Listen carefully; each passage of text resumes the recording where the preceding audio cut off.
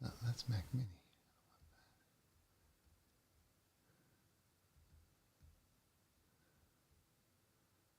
Come on. Is this really not going to work? Okay.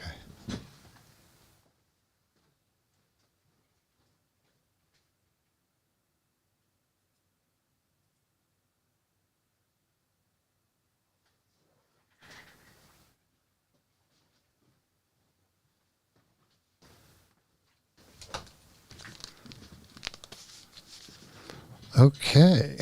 Hello, hello. Good morning. Welcome to StreamCatcher Society. We are in episode 2. So we are still working out some kinks and some bugs, but we are getting there. And I am excited today to open some toys that I have not been able to open for a while because I was waiting for this show. So we do have some interesting products. One of them is a Loop Deck Pro, or a creative tool, I think they call it. And yes, Loop Deck CT, the creative tool.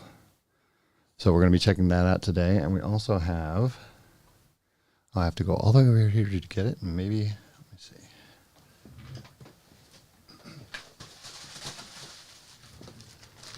Okay, and we have the Blackmagic Hyperdeck Shuttle HD.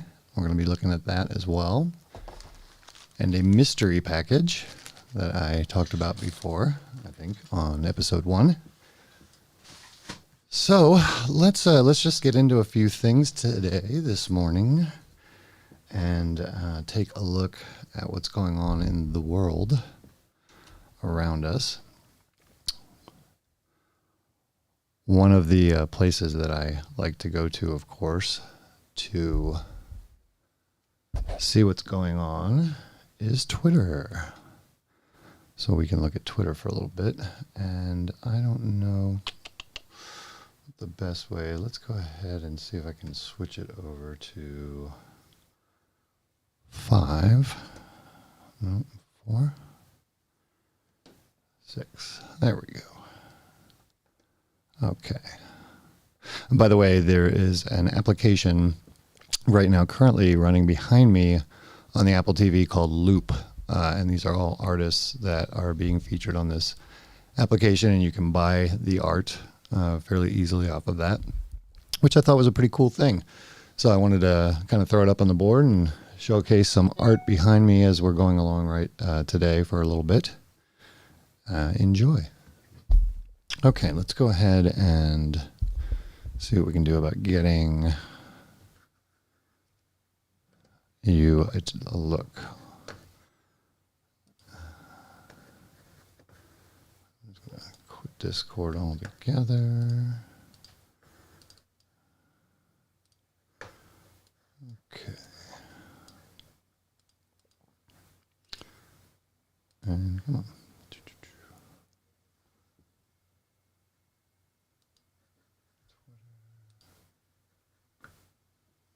Okay, so we are looking at Twitter.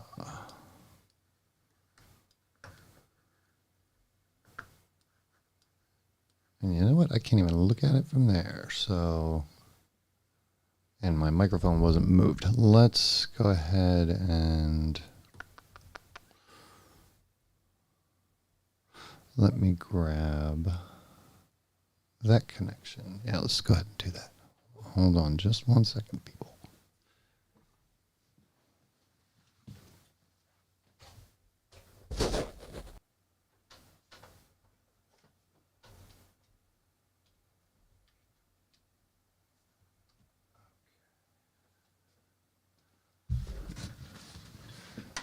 When you are acting as your own producer and also your own on-screen talent, you have to improvise. So I'm learning how to do things as we go along. And that's not the worst thing in the world. You know, we are building something here. We're building something remotely.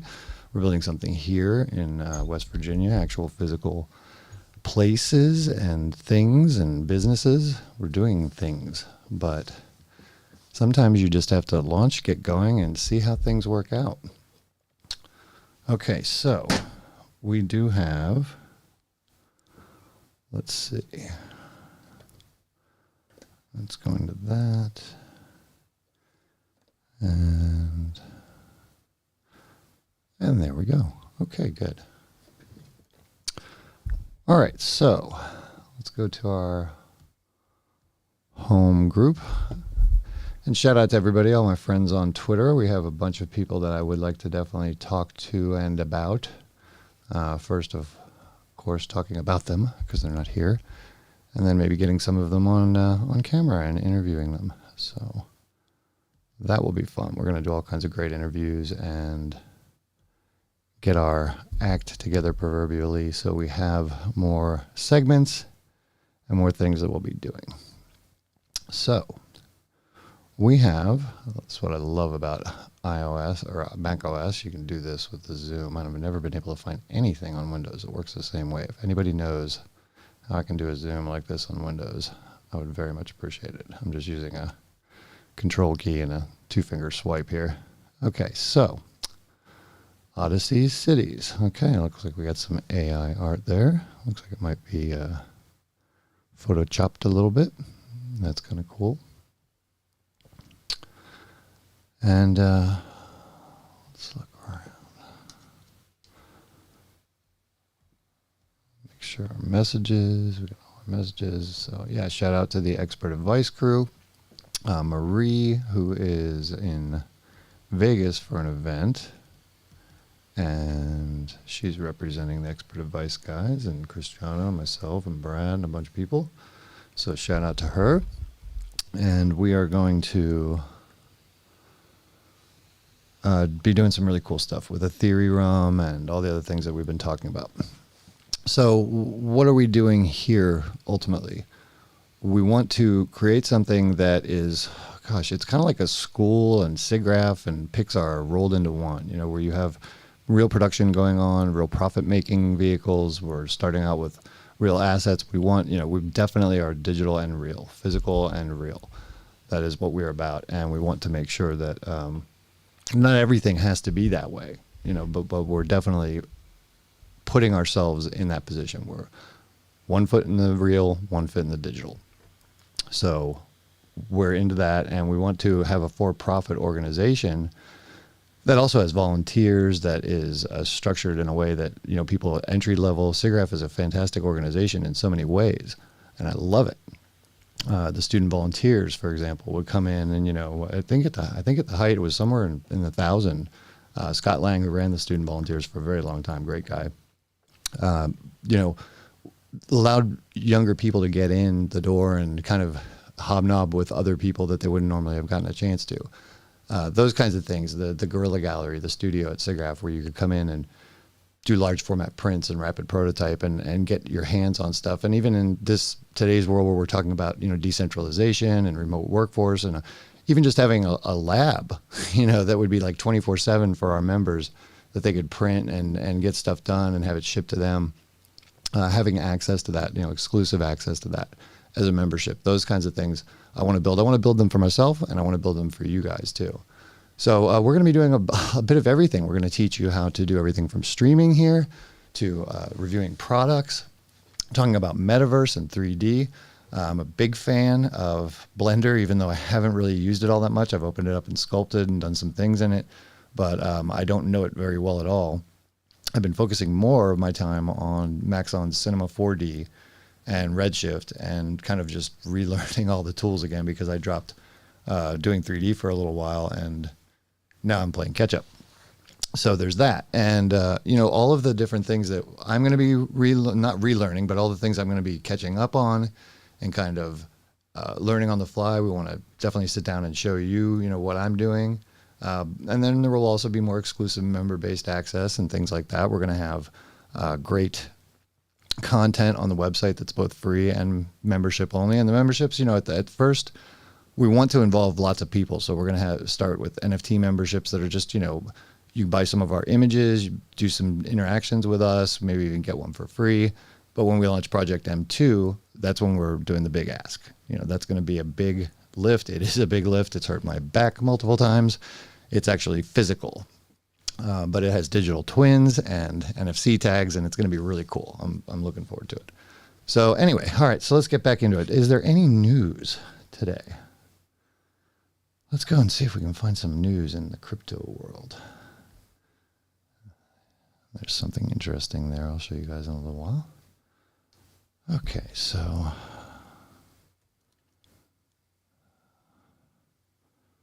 crypto. And I need to do my chats. See, I'm still trying to figure out how I get all this done. I've got a checklist I've got to do. Absolutely. And so are we broadcasting live? We are. Okay, I can see that, and I can see the chat. Okay. So we have one person watching. That might be Stream Queen. Okay, so I've got my chat up, and we can go. Okay, so if anybody has any really good crypto news sites, I have not been able to find hardly any, and I keep on going to Google and just typing crypto news. So, latest news on Bitcoin. Their shares slide 12% on hot inflation report. Well, yeah, when everything's down, everything's down.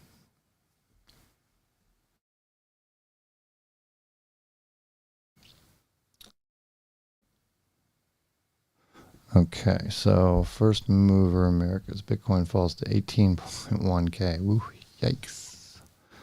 Yeah, crypto numbers are not great today. Hickenlooper calls for crypto security rules from SEC.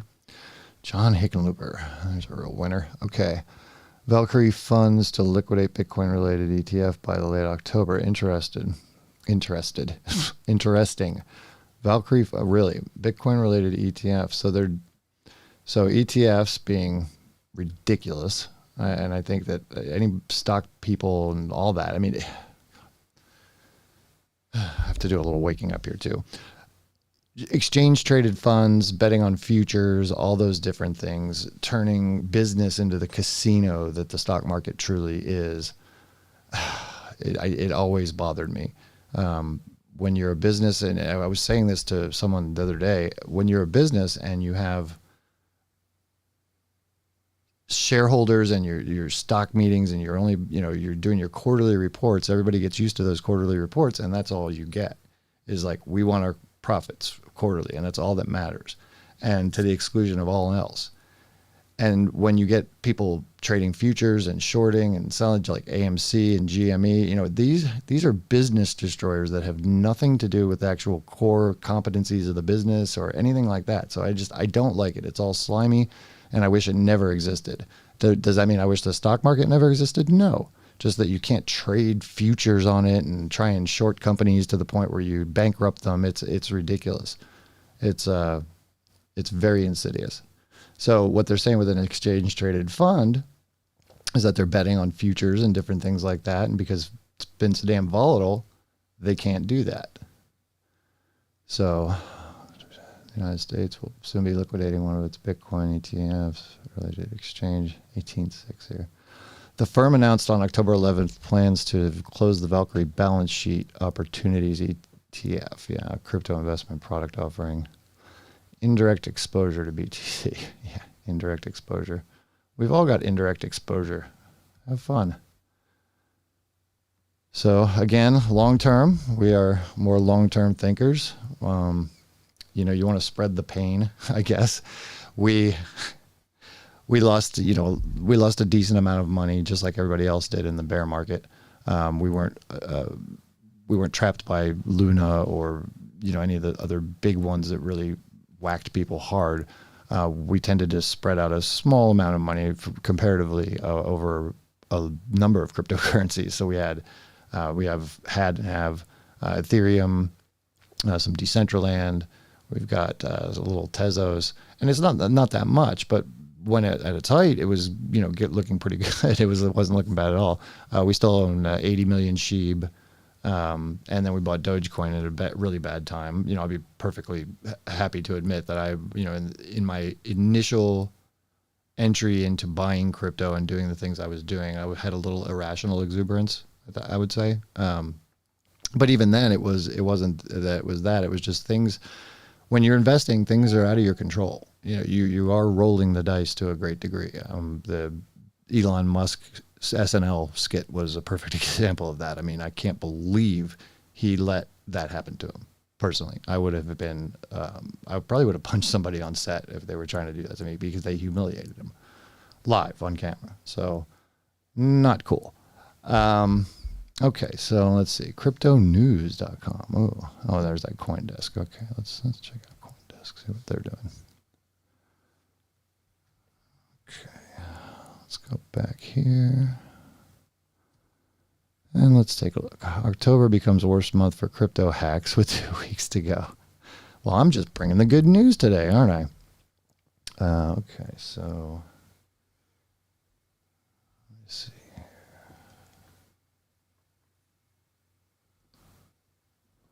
Yeah, okay. I have my Stream Deck working, but not properly hooked up, so I can't do the pip yet. That will be next episode, and I will make sure of it. All right, so October becomes worst month for crypto hacks with 2 weeks to go. Yeah, well, great. Okay, yeah. Bitcoin sinks. Web3 native social contextual revolution. Well, that's an interesting title. Headline. Buy social. Okay. Web3 native social networking. So, at the peak, well, that's that GameFi thing. Yeah, we looked over this yesterday, I believe, or the other day, 2 days ago.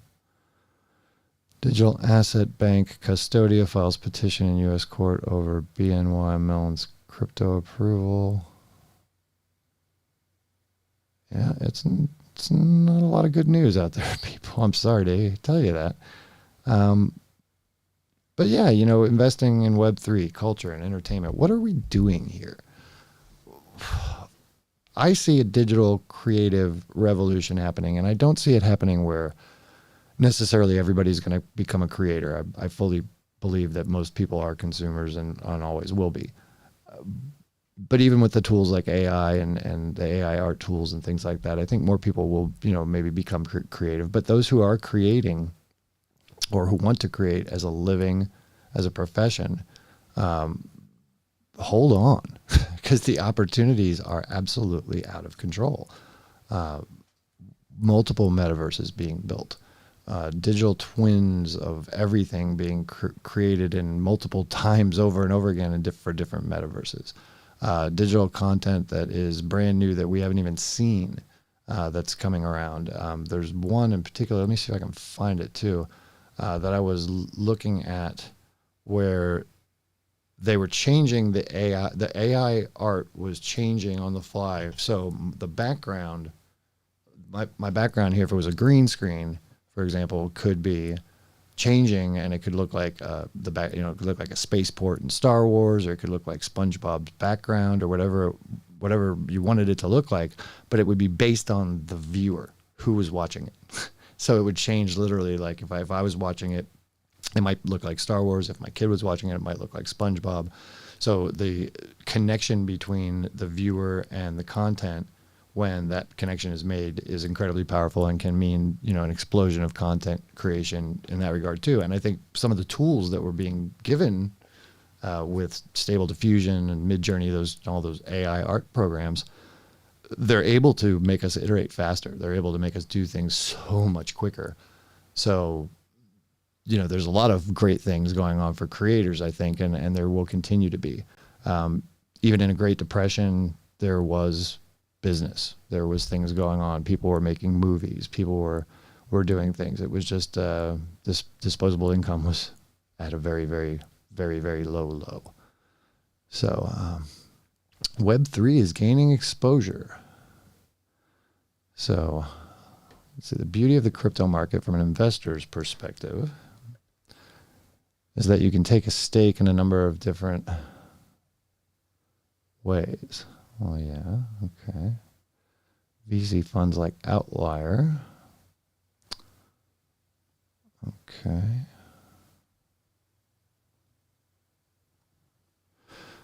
Yeah, so investing in Web3. Problem is with all these articles, there's no meat. They don't pay people enough to really dig in. New York Cares, nonprofit highlights using Web3 for good. Culture and crypto collide with mixed results. So, yeah, there's, crypto, culture, degen, Web3, decentralized. I'm amazed at what we're building here as far as the culture itself. When you look at it from a perspective of the networks, were all centralized. So you had, and when I say that, you look at how the internet spread out from the major hubs, San Francisco, New York, Texas, places where there were really big hotspots of connectivity and all those things. That is becoming more decentralized. And with the cellular networks and with 5G and with Starlink and with all the other things, we are able to get this global internet now, and you're able to build social communities. You're able to build small ones that are effective. But the thing is that's new territory. So how can you build those things? We've been working on that for, in different ways for 2 years, and still wrapping our mind around it, still changing things, still moving with the tide and the times. But one of the things that I definitely don't do is I don't believe in crypto as a maximalist in any way, shape, or form, because I'm not a maximalist at all. Some people would say I'm an AI. Somebody said I was an AI maximalist the other day. I'm like, no, not true at all. Same with Apple. I love Apple stuff, and I am a maximalist. If you look around, most of the stuff I have is Apple, but I have lots of Windows things. I use the tools that I need to use to get the job done. So being a maximalist and saying, I'm all about crypto and I'm going to pay all my bills in crypto and I'm going to do this, in modern life, what makes your life easier is generally the route you take. And that's not to say that I will suggest the easy route all the time. I won't, not at all. But in your everyday, day-to-day things, it's like with dealing with money. You could effectively go out there and you could say to yourself every day or every week, you could go and play the actual currency markets and try and make a little money playing in the currency market to get a little bit more cash so that you can pay your bills and whatever. It's kind of like that with crypto. You take your fiat and you put it into this crypto, and then you move it through an exchange, and you're paying fees along the way, and then you're paying for something. So you're not making things easier on yourself, you're making them more difficult. Why? Like saying you're paying your bills with crypto. Now, once you get it set up and everything, I get that. You could have a very easy route to do that, and I have no problem with paying with crypto. But for the general person, that's a complexity that doesn't need to happen. So when it comes to crypto and buying NFTs and all the other things, I looked at what DC Comics did, for example, when they did the Batman cowl that they released for like $300, and I think some of them now are going in the range of $6,000 or $8,000 for one of those things, which is wild. But that you have to lose your train of thought. You have to take what people have. And so as people are being onboarded, as they're getting into cryptocurrency in whatever way, shape, or form, eventually with the CBDCs, or how Starbucks is introducing people to crypto, how other big companies are going to be able to do it. As people get more used to it, that's fine, but I'm not going to ignore the other, 7.5 billion people who have money. So when I look at what we're doing, this is a business with an NFT, absolutely an NFT component. Our memberships, we're going to be using NFCs with NFTs. We're going to be using digital twins. The capability to bring people together, to tokenize content, to do many, many things is really cool. It's amazing. But don't shoot yourself in the foot by being a maximalist and saying it's only this, or we've got to onboard people, or, get them where they live. So for us, we want creators, we want makers. When Pixar first started out, a lot of the people that they were hiring didn't know computers at all and didn't know the computer software at all because nobody knew it. hardly anybody did anyway. And they were hiring sculptors from Italy and watercolor painters and other kinds of artists and literally teaching them how to do things, stop motion animators, that kind of thing.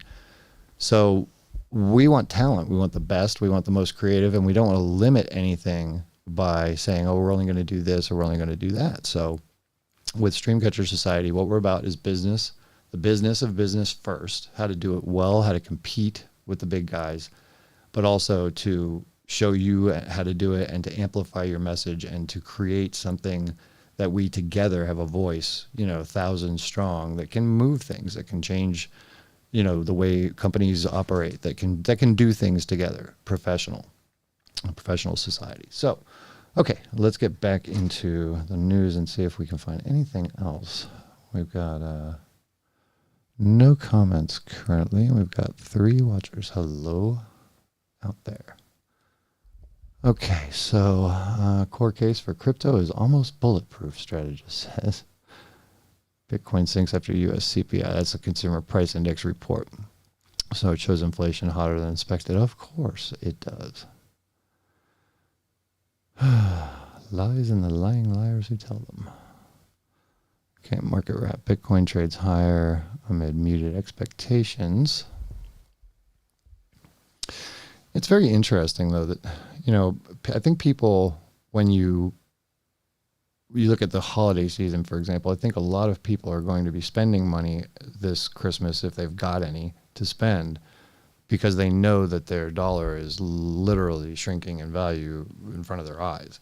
So a lot of times with inflation and all the other things that happen, one of the benefits that the big boys get is that, consumerism goes up typically because people want to spend their money on the things that they want before they go up in price. So that's part of it. Let's see. Crypto mining firm BitNile to start Bitcoin-based marketplace next year. Crypto exchange Uniswap Labs. Ooh, $165 million in Polychain capital round. Okay. Worst month for crypto hacks again. Okay, so let's see too much going on here. Let's go. There's a site I wanted to show you guys called lexica.art. This is interesting. I heard they just recently got a $5 million round of funding, which is amazing. They're a search engine for images. But hey, data is king. So these are all images, of course, that have metadata with them, and the metadata being the prompts that the people used. You can see that the seed that was used at that particular time and the scale for stable diffusion. So we can actually show you for a moment. My screens, there we go.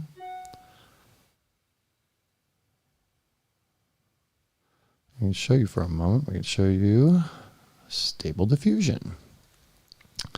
So right now we are rendering a image on an AMD Ryzen PC that's over in the office. One of my offices over here, and it's running a 3070. And we have it set right now to run this prompt. Let's see, tropical beach and lagoon in the Caribbean, 14 millimeter lens at sunset. So you can see that wide angle. Let's zoom in on that a little bit. So it's a lot of times you'll see the art style by WLOP and ArtGerm. They're pretty famous internet artists. I don't know what you would call them. They're not internet artists, but they're pretty famous artists on the internet. Their styles are very well known and liked. And mixing styles of artists is really quite amazing. I know in Midjourney and in other ways you can mix styles by weighting and doing different things.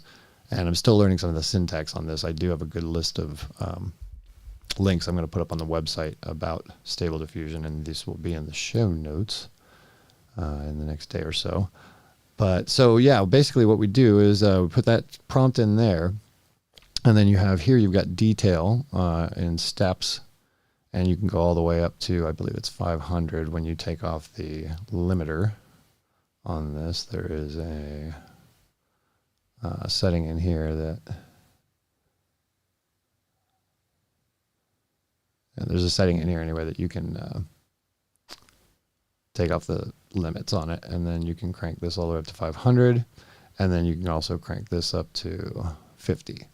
So this is the coherence or the guidance scale. And what was interesting, I found out recently about this, is that you can crank this thing all the way down to like 1.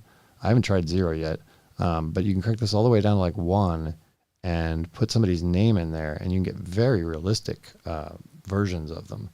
In fact, we've got enough of these, so I can go ahead and just kind of give you an example. We'll run, oops, wrong one. We'll run, let's see, Keanu Reeves. Just by himself, and we'll see what happens. So what it does is when you hit generate, it'll load Stable Diffusion 1.4, the CPKPT model, and then it will process and spit out your render. Now you can also reset the seed, and you can put the seed information in here. We're going to go over all of this in much more detail. I'm just kind of playing around right here. We'll go ahead and generate that, and then let's go ahead and quit out of there.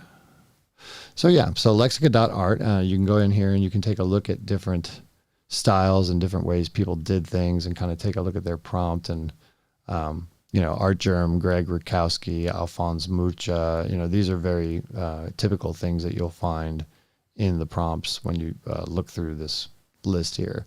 So you can copy the prompt and copy the URL, and I make lists sometimes of some of the ones I think are, you know, particularly nice or have a certain look or feel to them.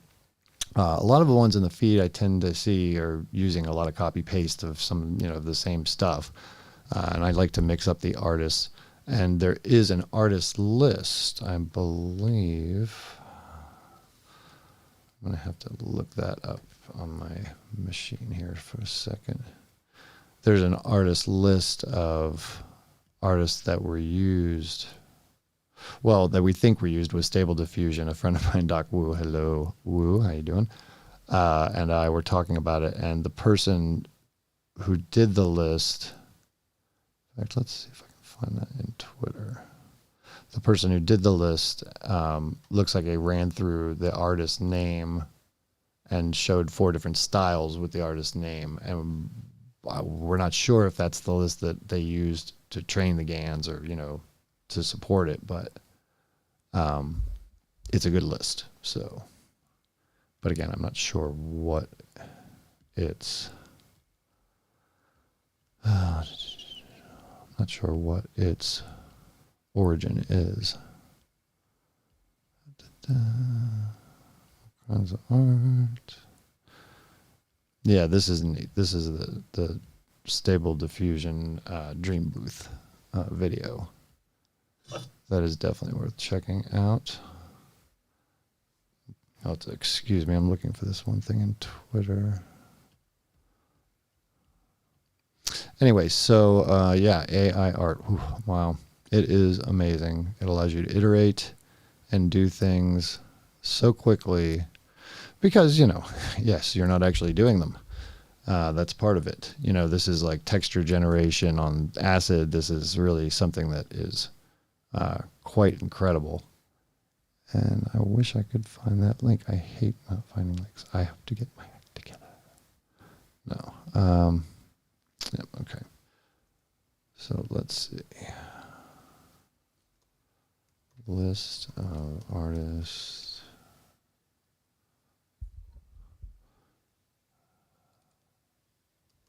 Stable Diffusion. List of artists supported in Stable Diffusion. Okay. Is this the one? Okay, this is another one. Why is it important to know the list? Oh, well, duh. Okay. Well, look at that. I found another one. Okay. That's great. Now, looking through all these artists and finding out their styles and all that other stuff is like, never mind.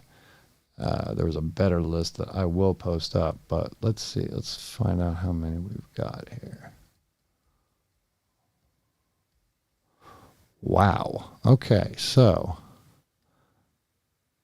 There were 1,834 artists supposedly at last count who are in Stable Diffusion as a style.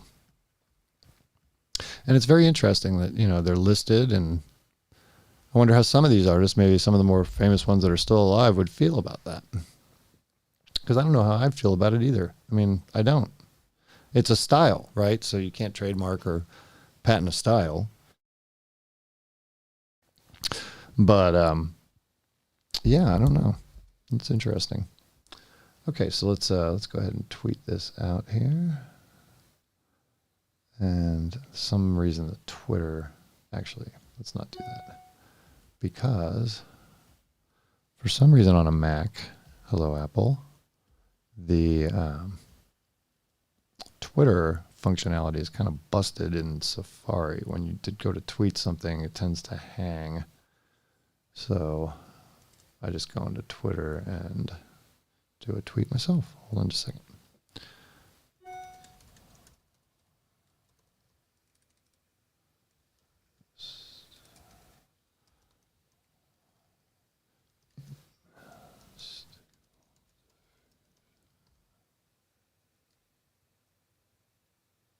Okay.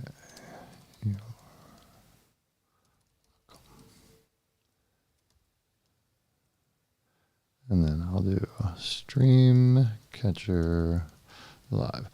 Part of what we're doing here too, as you can see, is that we're not doing a full-blown production with tons of videos all over the place and interstitials. Not yet, anyway. We're building up to that, and I want to make sure that you see that. It's part of the learning process. It's part of building yourself up. It's part of building your production. We've spent a lot of time, effort, and energy on building this and building the whole entire, oh, geez, I keep hitting stuff, building the whole entire studio. And everything takes a lot of time. It takes money. It takes resources. And sometimes you've got to do with what you've got to do, of course. I mean, a lot of people will get on YouTube with a phone and a ring light, and they're good to go. We were attacking it differently because we're coming after creators. We're going after creative makers who look at your feed and look at everything that you do, even if it's a little unprofessional in the beginning. As long as you look good and you know that you're moving towards something, they can forgive some things. But if you really look like crap, and if you come through and you don't sound good, and all those things that kind of stop people from wanting to watch videos in the first place, you're kind of dead in the water before you start. So we want to show you, as we're building things up, how we're doing it. Like this, for example, these tools, I have never used either one of them before, ever. So I bought them with my own money. This is not a paid promotion in any way. I want to make sure that YouTube understands that. We will be having, I'm sure, from time to time, products that we'll agree to take a look at and let you know how they are. Again, to fill you in, I do have to do this probably every episode for a while. My name is Chris Tome. I am the Chief Creative Architect of StreamCatcher Society. I was formerly the technical editor and one of the conference managers for the CMP 3D group, the 3D Design Conference and 3D Magazine. I also co-founded the Guerrilla Gallery venue at the SIGGRAPH conference, which became the studio. And I have been involved with computer graphics for all my life, and ever since I was very, very young. So I've been doing this a very, very long time. And putting a studio together like this, doing it by myself right now, currently, my wife, bless her heart, I love her to death. She is a great support, but she is having some long COVID issues, and we're dealing with that. So hopefully we'll get her on camera soon. But, throughout the days and other times, we will be interfacing, you and I, together for the most part. And so I will get more used to getting things set up for a one-man show. This is set up for two people, but I'm getting it. So we're figuring it all out. So the list of artists supported by Stable Diffusion is good. I'm going to go ahead and bookmark that and put that in our AI. We're going to be putting all of these in our show notes and on our website. We're going to be providing wikis and different things, ongoing kind of, I don't want to call them live blogs because that's what they do when there's events and things like that, but kind of an ongoing live, note-taking thing where you can refer to it for Blender and Cinema 4D and Photoshop and all kinds of different stuff. So I want to make it kind of a repo that I can refer to just as easily as you, because I cannot remember everything, although I do remember a lot. I have a password system that I remember every password, and all of them are different. Okay, so list of artists supported by Stable Diffusion. That's cool. Yeah, we were talking about AI art, so I guess we could keep talking about it for a little bit. Wow, AI art. Let's see. Load a little bit of our photos here. AI art is very, very interesting. It is something that when in the 90s, I was watching 3D really take over, from the dinosaurs and SGIs, Silicon Graphics, to Windows NT, to all of those things. That was a paradigm shift. That was a change. Practical effects were becoming less and less used. Different things about it was just amazing. Graphics card technology, software, Power Animator, Softimage, all those things. Amazing time. This is a nuke. I've said it before in Spaces, so I'm sure people will be like, "Yeah, I've heard you say that." But this is a nuclear bomb, and I don't know ultimately what the repercussions of it are going to be long term. I do believe to some degree that there's going to be a tiring of standard AI output. But then again, what is standard AI output? I mean, when you can do things, like that, that's about probably 20 different iterations through 2 different GANs and then some in-painting with Stable Diffusion. It's an incredible tool. It does amazing things, and it changes paradigms completely on what art is. I think it's going to have ripple effects throughout society. I really do. So I don't know where we're going with it, but it's interesting, and it's a ride I want to take. And it's also one of those things that, if you're older, if you're 30, 40, even 25, whatever it is, you have to realize that the kids that are going to be playing with this stuff in 5 years, and they're going to be doing it voice activated through their Apple AR gear or whatever it might be, that's the stuff that you're going to be competing against in 5-10 years, is kids who were raised on this and kids who have no preconceived notions about, well, I can't draw or I can't do this. They're going to be generating this kind of stuff on the fly. So to be an artist is going to be a changing thing.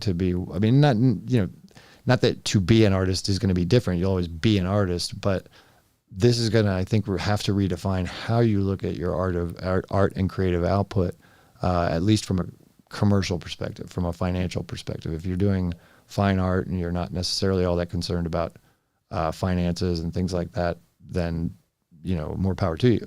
But most people are, using their artistic skills to make money. And if you do that, you're going to have to figure out a way to integrate this in, because there's going to be people who are going to be able to design circles around you. I mean, just circles. So it's one of those things, right? You have to use the tools that come about. You have to figure out a way to use them to your best advantage and to integrate them into your particular style and workflow. But AI art is here to stay, my friends, and you are going to have to pay attention to it. So we have nobody watching right now, so I will share my link. If I can, for some reason, it's not wanting to do it. There we go. And we're going to go live on Twitter. Actually, we're not going live on Twitter. I was considering trying to pump a space through to do a space live, and I'm still going to do it. But my iPhone 10, for some reason, completely lost the ability to connect to Wi-Fi. It has Wi-Fi. I have the network. I selected. I've even forgotten it and logged it back in. I rebooted everything. And when I select the network and it says logged in and everything, I only get LTE. And I've turned off cellular. I've done everything I can. I know how to do, and I cannot figure out why I cannot get my Wi-Fi bars. It will not connect via Wi-Fi, and I need to download an update. and I don't want to do it over cellular, but I may have to. So that sucks, but it's always something weird. You know, that's what happens with technology. When, you know, you least expect it to happen, bad things happen. You have to be prepared for it. You have to have a backup or an alternative. And, you know, even if it doesn't look great, hey, you're doing the best you can, like we are, and you move forward. So let's see here. But yeah, AI art is truly incredible. We, you know, got some just amazing examples of different things I've done. This is kind of neat. This is a cartoon of my daughter that I ran through a bunch of different AI software, and then a voila art app that turned her into a cartoon. So, you know, I clean up, color changes, fixes of eyes, different things like that I would still want to do, but it's pretty neat. And you can generate this stuff fast in comparison.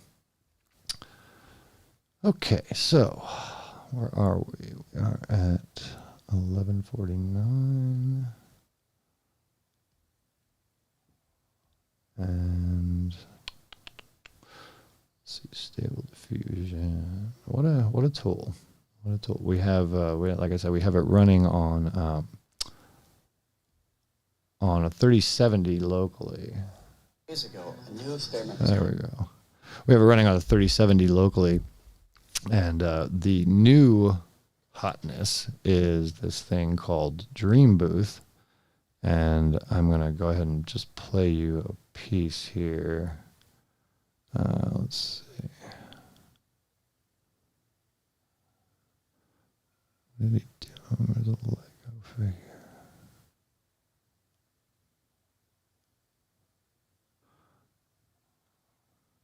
Let's just play this real quick.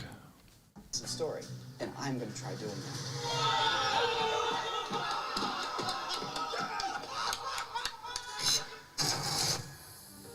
Big thanks to Capital One Shopping for sponsoring a port. And it's going to change all of this. This year, AI image generators burst onto the scene, and I've become obsessed with the tech. I can't stop thinking about it. I think it's going to forever change entertainment. Okay, so I don't know how much of that I'm able to play on YouTube, but these guys are great. Definitely check them out. This is the Quarter Crew, 5.8 million subscribers, so they definitely don't need my help. But yeah, they're really good. And so what Dream Booth is it's a portion, a plugin, a script, whatever you want to call it, a component, a model that Stable Diffusion can use in conjunction with, and in conjunction with a 3090, 24 gigabyte 3090 card, RTX, NVIDIA. And the capability it has is to actually make Stable Diffusion stable. So you're able to bring somebody in and say, you know, I want to make you look like a Lego character, or I want to make you look like a character from Game of Thrones, or whatever it might be. It's going to continuously, consistently bring out that character. And let's see here. I'm trying to find a better. I need to look on the legalities of using people's streams and showing them off and promoting them. I know you're fair use and all that, but there's probably certain rules. I want to make sure. Okay, so. Once we have this all trained, Yeah, we can okay. now generate pictures of Sam. So let's make a photo of Sam Gorski laughing. Wow! That's crazy. That's a deep laugh. I can. So it's amazing. Okay, obviously, if we wanted to see a picture of me, we could look at the reference pictures you took. But obviously, we have more power than just creating a simple photo. I want to be in. Put me in Step Brothers. Which brother do you want to be? John C. Reilly. And there it is. It is like me and John C. Reilly had a baby. Movie still of Sam Gorski as Morpheus from The Matrix, 1999. And there you go. I mean, you know, it's just great. So the tools that are coming out, they're just going crazy, and I'm loving it. And working on how to fit those into pipelines, how to use these tools. Not just to spit images out of a GAN and mint them, try and sell them as your art or whatever. And, you know, look, if that's what you're doing, I understand. Everybody's got to make a living. Everybody's got to do what they've got to do. Be honest with people. Let them know what you're doing. Tell them what you're up to. You know, I'm an AI artist. Say you're an AI artist. If you have to explain it, explain it. Do not represent yourself. Do not ever represent yourself as something you're not. That would be a big piece of advice I would have for you. So let's see here. All right. So yeah, that is Quarter Crew. They're a great VFX group and YouTube channel. And I am subscribed to them. And then I want to just see experts.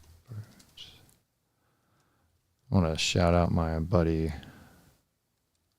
Cristiano Covino at Expert Advice WTF and at Hey Cristiano on Twitter. Yeah, there we go. Live daily. So this is the show I'm usually on from 8 to whenever on. Everybody. Yeah. And I just realized there's a lot of swearing and different things on here. So I'm going to forego playing that right now. But yeah. So yeah, the Expert Advice crew, real great guys, and we are doing the Ethereum project together. I'll see if I can pull up a newer version of that logo. It's a lot of work to get people on the same page and working together and getting their core competencies dialed in and all that stuff. And especially working remotely is a newer challenge for me. I've worked mostly with teams. So working remotely is something that I am definitely learning how to do better. And I'm looking for what? I can't find that, of course. Always moving drives around. So yeah, Ethereum was an idea that we came up with in one of the Twitter spaces one night and just kind of screwing around, and it really turned into something. It turned into a full-blown business that we are working on getting launched. And it's going to surround some art cards, and it's going to, hold on just 1 second. There we go. It's going to have some really cool art cards that are generated by me, AI and Photoshop and different Illustrator and all kinds of stuff. We're making these really cool looking NFT cards of bottles, of really cool generated Ethereum bottles. And we're going to be launching those in small batches, like you do small batch rum. And when you buy the NFTs, you can come onto our show and you can bargain for your bottle live, because there's Ethereum in every bottle. These are special NFTs, and then you bargain for your bottle and you burn the NFT and you can get the Ethereum inside. Or we're going to offer another burn mechanism, another way to do it, where you get a physical card, UKYC, and you get a physical slabbed graded art card that's going to be really cool. And a couple of them are going to be really, really cool. A few of them. And the rum, that will be your ticket to get the bottle of rum when we actually get it made. And so you can get small batch, distilled spirits made in many countries and many places. We're talking to a few right now, actually starting talks, and we're getting all that going. But it's going to be a cool project, and with digital and real things and gamification mechanisms and deflation, because we've got these burn mechanisms in there. There's going to be rarity for all of them. So it should be really cool. And it's going to be a great little pre-project for us to launch and to work on and to do all the art and physical stuff and that kind of thing, and merch and that kind of stuff, and get our toes wet for Project M2. And we'll be showing you as we go along a lot of the stuff that we're doing for Ethereum and some of the other things that we're doing as well, because that's what we're here to do. We're here to show you and teach you what it is that we do so that you can learn and improve, and also decide when we launch Project M2 and you see what it is, that you will want to be a part of it too, because we proved it to you. And that's the only way that I know how to do something, is, hey, look. So we're going to try that. How about that? Okay, so yes, Expert Advice, episode 1 with Cristiano and Brad. I don't think I was in episode 1. So I'm showing what I'm looking at real quick. I got to get my picture up. So yeah, that's Expert Advice. And that's the Stay Tuned channel on YouTube. So you can find them on YouTube. It's Stay Tuned. Great name, Cristiano. And yeah, Cristiano's a great guy. He's we always joke about him being my fake son because we're so similar in many respects. But he had a really good upbringing. His parents did a really good job on him. Really good job. They taught him. They made sure he was awake and not woke. So, all right. So, stay tuned. Now, let's see. Let's go through my history real quick because I'm not embarrassed by it at all. Let's see. I wanted to. Yeah, OBS Studio. Oh, you can see what I'm looking at. OBS Studio and Stream Deck, and some AI stuff. Okay. We got the website is going well. We're almost ready to launch the main part of it. If you go to the website, please go to the website and sign up for our newsletter. We are going to let you know as soon as we launch our contest for the gaming systems that we have. We've got a couple miners that we're giving away. We've got all kinds of stuff going on, and we want to make sure that you're involved. And getting off to a start like this is expected. We're going to build up slow and over time, and we appreciate anybody that sticks with us in the beginning, and we are going to make sure to make it worth your while. So, all right, so let's talk about video for a minute. So I'm going to go over here, and I'm going to go to Blackmagic Design, and we're going to talk about Blackmagic Design. These people are releasing too many products too fast. So they just released a camera that made my new cameras obsolete, which I just bought less than a year ago. But I bought the Blackmagic Pocket Cinema Camera 6K Pro, and now they have the 2 or something. So I have 2 of these, and I can show you one right now, right here. That is one. Hello. And this is the other. So those are the 2 Blackmagics, and I have a Sony 4K right here. And I got the Sony 4K because I thought it would be better for portability and autofocus and that kind of thing. I did not realize how little of autofocus the 6Ks really had, but I'm working around it, and I've got things set up well. So I move those cameras around, and I'll be using the 6K to record my screen for my Wacom tablet as I use it and that kind of thing. So, but the 3-cam setup is nice, and we also have actually a 4-cam setup, which is the little GoPro right here. So, and then we also have input. So, like I've said, for doing live Zoom input, interviews, and that kind of thing. So, going back to here, I'm back. Okay, so back to. Is it that one? No. Back to that. Okay. So, yes, 2 Blackmagic Pocket Cinema Camera 6K Pros. We also have the ATEM Mini Extreme ISO, which, yeah, okay. It's great. I love it.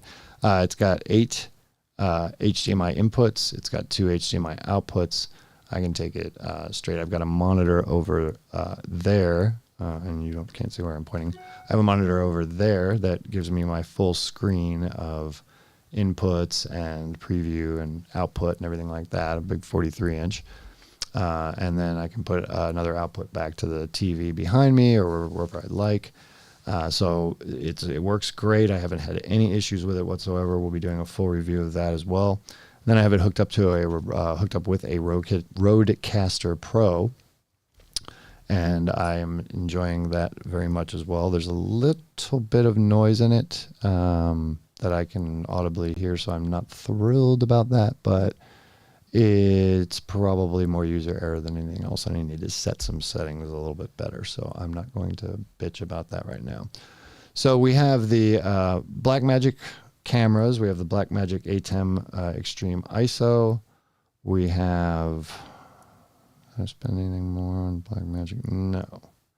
Yeah, okay, so we have Sigma lenses for all of those. We have the Sigma art lenses for the Blackmagics and for the Sony, and they're fantastic. I love them. They were, I think, $1,100 each or something at the time.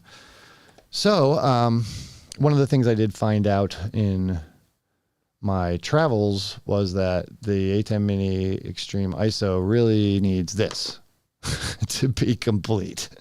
So you go ahead and spend $500 on the thing that makes the other thing complete. And, you know, I can sit here and bitch about it all day that companies do that, but that's what they do. So Blackmagic makes really good stuff. I've had a lot of their products for many years, and from capture cards all the way to, you know, more pro gear that I've used. I haven't owned it myself. But yeah, this is the kind of setup that you have when you're just really wanting to go to SDI inputs, but, you know, inputs and outputs, but you don't have quite the money and the, you know, for all of that. So you go with HDMI, and it's fantastic. You know, it's not, like I said, it's not SDI. You don't have the length. You don't have other, you know, compression. There's other things that you know, SDI is great, but for most people, HDMI is perfect. We're running a great signal here, as you can tell. I love the Blackmagic A10 Extreme ISO. It's fantastic and very powerful. And again, a shout out to A2 Productions for doing custom configurations for that and for the Elgato Stream Deck XL, which, like I said, I'd be using, except I forgot how to do it, and I have to go look at the video again. So it's using an app called Companion that you connect with the Stream Deck, and it allows you to do switching with the Stream Deck and the ATEM and put picture-in-picture and do 4 different windows and all kinds of stuff for interviews. So we're getting there. Again, I did it before, but it was months ago, and then I decided, oh, I know how to do that, and I didn't. Okay.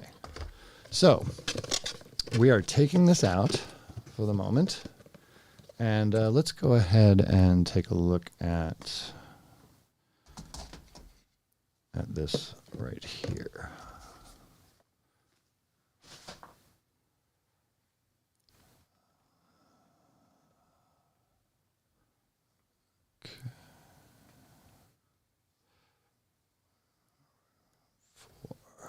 There we go. Okay. So this is the Shuttle HD from Blackmagic Design, and it allows you to do a lot of things like jogging and saving and playing back videos and doing all kinds of neat stuff. So it's a professional broadcast deck. It's perfectly designed for the desktop. This means the front panel can be operated with a single hand. So, you know, the kinds of things that I want to do with OBS, especially being a one-person show here, this is going to make it a lot easier. This is going to make it a lot easier to control everything. So it does have Ethernet connectivity as well, and it will be going down into a tray that's down below here. As you can see, you might be able to see that. The tray here below me has all of my gear underneath it, from the Stream Deck to the ATEM to the Rodecaster. So that will be taking its place down there. And it allows you to do a number of cool things, especially if you're a one-man show. Okay, so we've got a power brick with a nice connector. I like the Blackmagic connectors. They actually screw in, and they are nice and tight. Standard universal power wall wart. I hate wall warts. Wall warts and line lumps. That's what we called them. And then you've got your international power. And we're going to go ahead and take a look at, we've got our welcome card that they gave us. And getting started, online manual. Download the instruction manual right here with a QR code. That's always nice. We have our Blackmagic Design stickers that I've got too many of now. And DaVinci Resolve 17 free download.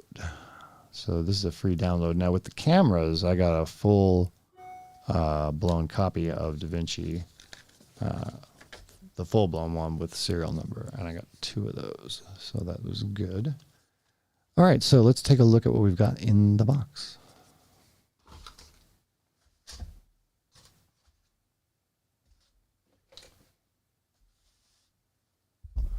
Okay, so this is it. I'm going to go ahead and take it out. Okay, so it's got a nice feel to it. Oh, it's got a real nice professional jog and shuttle wheel, so it should for $500. I'm wondering if I can use this inside of DaVinci as well for scrubbing. I think I may be able to. And to be perfectly honest, I know when I bought this, I needed it because I was going to be using all of these tools by myself pretty much. And this had to happen for overlays and different things that I was going to use. But and it also has an on-screen control that I can see in the reference monitor through the ATEM. I can see the different things that I'm scrolling through. So it's very helpful. But yeah, we're going to go ahead and hook this up and get this going. This is an initial review. We're going to splice these things together to do the full reviews. We wanted to take it out and show it to you and show you the back here. We've got our we've got power, our Ethernet. There's our SD card, and we've got our 2 HDMIs, and then we have a external disk USB-C capability. Let's show you there. So it's a fairly simple device, but really I think that if they took this thing and just married it to the ATEM Extreme ISO and then up the price by $500, I think that'd make everybody a lot happier. So, but you know, maybe some people don't need it or that kind of thing. I think this really should have been part of the ATEM Extreme. That would have made everything self-contained, and this is what we need anyway. So we're going to be doing overlays with this, and you know, being able to control lower thirds and all those things and different sources. So you know, you can do profiles, you can do H.264 files, records to SD and UHS-2 cards. So this actually can record as well. Now the ATEM ISO already has that capability, so I didn't buy it for that. You know, and there's a built-in teleprompter, which is great. I'm going to be using the heck out of that. And again, it's a professional broadcast deck. So control buttons are positioned under your fingertips. You can scroll the media and you can do all kinds of stuff. So we can show you a lot of different things on the fly as we go with this tool. And so we're very, very excited about having it and checking it out and taking a look at how it works. And again, like I said, we'll be splitting these videos into different parts and doing the full review, but we wanted to take it out and show it to you. We do really like the Blackmagic line of products, and they do make a decent line for people who aren't going full-blown production, you know, full broadcast production. But that's, you know, just like with anything, when you get to a certain point, you're like, ooh, I wish I had that switcher, or, you know, but you work with what you have, and we've got a great setup with the Blackmagic ATEM Extreme ISO, ATEM Mini Extreme ISO. Ugh, names, man. Whoever names all your people's products needs to get better at it. Okay. And I'm not just talking Blackmagic. I'm talking everybody. S22 Pro. I mean, come on. I know it's the 22nd version, but do something. Anyway, okay. So, yeah, that's the Blackmagic shuttle. Like I said, we will be reviewing that fully. I just wanted to take it out and show you that we were doing this. And we've got another toy that I wanted to take out and take a look at, which is the Loop Deck Creative Tool. And I think this one we might actually hook up because it's very neat. So there are a number of devices out there that you can use for doing input and switching and different things like that. And one of them is a Stream Deck by Elgato. As you can see here, I have one. So I do like very much the Elgato Stream Deck. It can do quite a bit of things, especially for video production, and definitely useful and handy to have, which I will be having that all set up once I figured out exactly what it is I needed to use it for. That's when I'm going to configure everything, which is getting close to there right now. But the Loop Deck is a productivity tool that spans a little bit more of the range than the Stream Deck does, primarily because of the way it's set up and the controls that it has. There's dials, there's an actual screen interface, you know, full-blown screen, and then you have buttons. So it's a different approach to the way that the Stream Deck is set up, and it's more aligned for looking at this as a tool for different applications. So, you know, you've got settings for photo. You can set up for settings more easily for Photoshop or for, you know, the creative suite of tools, for Cinema 4D, for whatever it is you might be using, Blender. You know, you could do pretty much anything with this tool. And although with the Stream Deck, you of course can do, you know, short key hotkey shortcuts, and those kinds of things. You can absolutely do that with the Stream Deck. You can do a lot more with this device, and we will open it up and take a look now and show you why you can do that. Again, this is the Loop Deck Creative Tool. We did purchase this with our own funds, which are pretty much out. Sorry, Stream Queen. And there we go. We have the Loop Deck.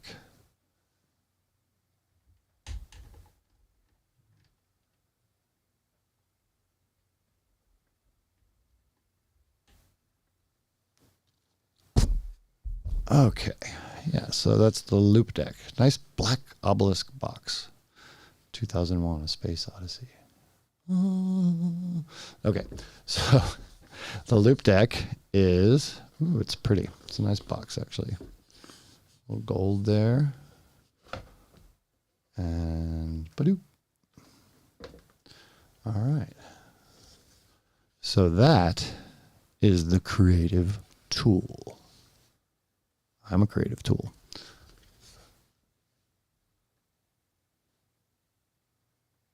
All right.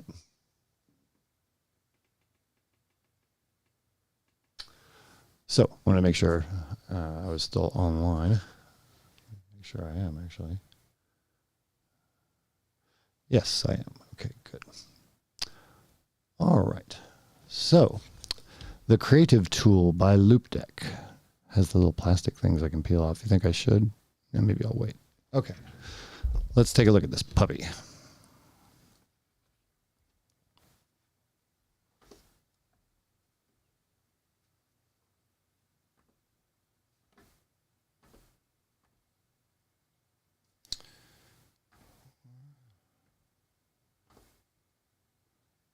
Oh, that was hard. Okay.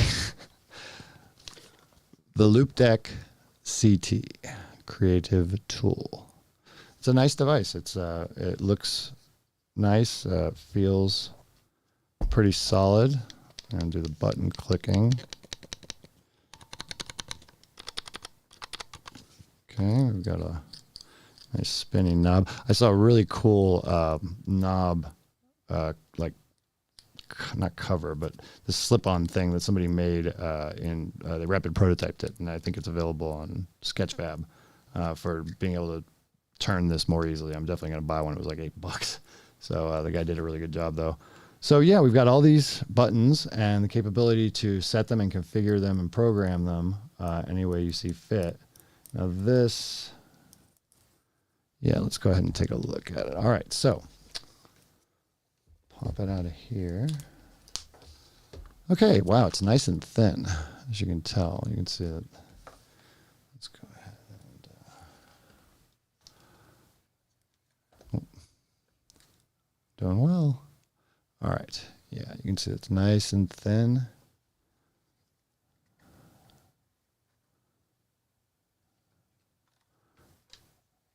I like that.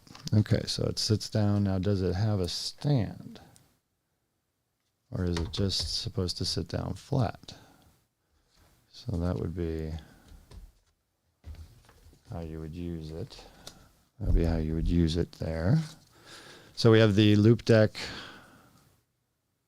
Getting Started Guide. The Loop Deck Getting Started Guide. And we have our cable, because you got to have a cable. Everybody's got to have a cable. And we have one of these. USB-C to USB 3. We have a nice braided, fabric braided USB-C cable.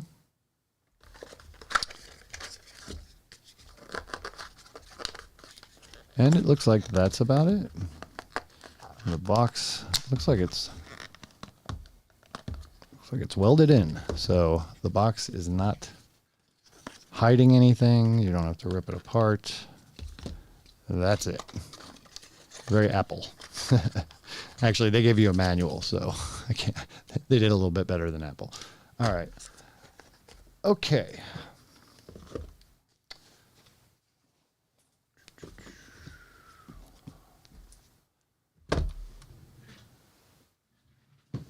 Okay, so now that we have the loop deck, let's go ahead and try and hook it up and see what happens. We might as well do a full review of this puppy. This is how you would do it, right? All those reviews where it's like, oh, I'm going to unbox it and I'm going to show you the unboxing and then I'm going to show you the pretty colors and then nothing else. So, okay. So we've got the device here. Let me switch over. Okay. So we have the device here. And as you can see, we've got plastic all over it. And I'm going to have to take the plastic off in order to get to some of the access points. So are we ready, everybody? It's the plastic. I know, everybody likes it. My daughter loves this. If I get anything new and she's around and the plastic is on it, I do not get to take it off. Okay, yay, plastic. It's a lot more fun when it's a big flat piece. Okay, so there's another one, big flat piece. Let's get that off of there. It's just kind of on there. All right, there we go. Now let's get a beauty shot. Ooh, beauty shot. It really is a nice little device. It feels nice in the hand. It's got some weight to it, but it is thin and it's not too heavy. So I like that. Let's go ahead, and we do happen to have a USB connection handy right over here. So I'm going to go ahead and plug my L side here over into that. And put that there. And then we're going to plug this puppy into our MacBook Pro, and then we'll go ahead and load some drivers and see what happens. So I'm pretty excited about this for a number of reasons. You know, these are the kind of tools that some people, some artists would look at and go, oh, that's just stupid. You don't need that. And they're right. They're right to a certain degree. You know, absolutely. You don't need a loop deck. Now, maybe you do. I mean, maybe there's a reason that you really must have one. But what we're talking about is efficiency, speed, the amount of time you spend doing any tasks, repetitive tasks, even file, Control Z, Command Z, undo. Those kinds of things, if they're as simple as hitting a button versus going and finding a hotkey combination or going up and hitting file undo, over time, you're talking about a tremendous savings of time.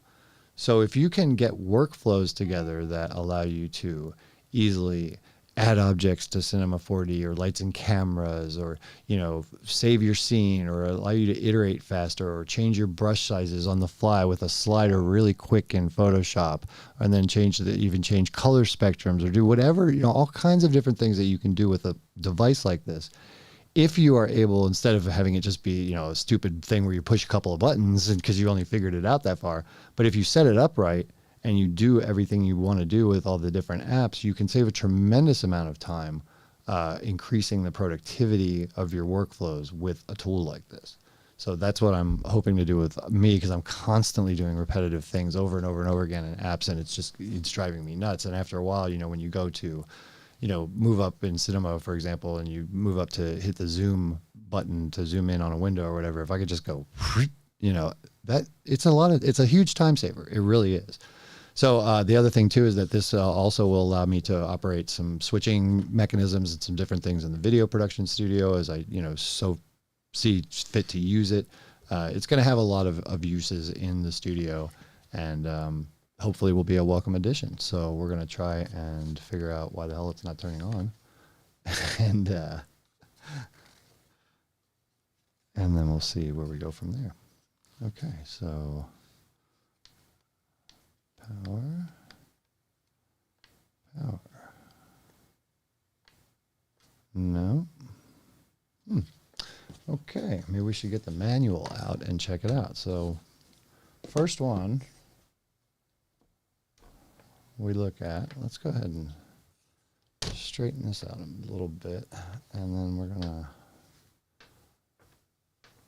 I am going to RTFM. Can you believe it? RTFM. Okay, so it's definitely not, wait a minute. I got a power symbol there. Okay, that's a good sign. Okay, let's go ahead and just go and get some Loop Deck software. How about that? Loop Deck CT software Mac.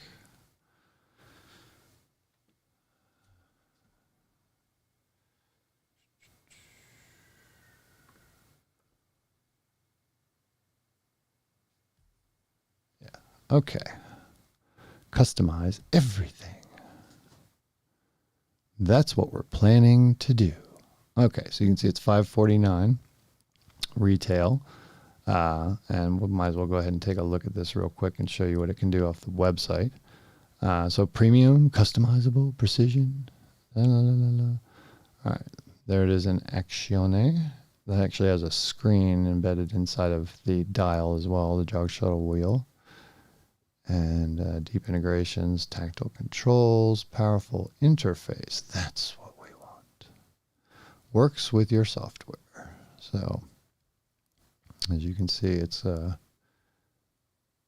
supposed to work with pretty much anything that you can throw at it. You can, of course, assign hotkeys to it like you would, any other thing, but it does have specific workflows that are set up for specific creative applications like Creative Suite and that kind of thing. So, downloads. Let's go to downloads. And let's go to Loop Deck software. And as you can see, there's also custom profiles. So we're going to go ahead and we're going to download both of them because we want the Mac and the Windows version, and we will put the Windows version on our NAS server for the Windows machines. And we can read full release notes later by doing that. And then we go back, and you can see right here there are custom profiles. Profiles and content are now available from Marketplace. So we look on Marketplace, that would be where you would get it. So that would be in the software. So in the Loop Deck software in the Marketplace is where we need to go. So let's go ahead and quit some of these things and clean up our little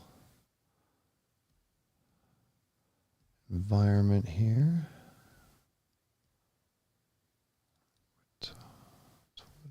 Okay, so there's the Mac version. We'll open that.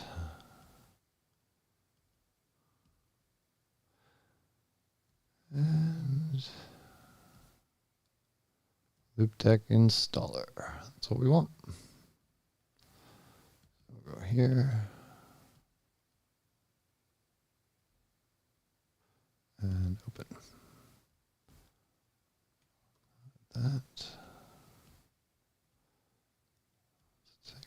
That, and we continue.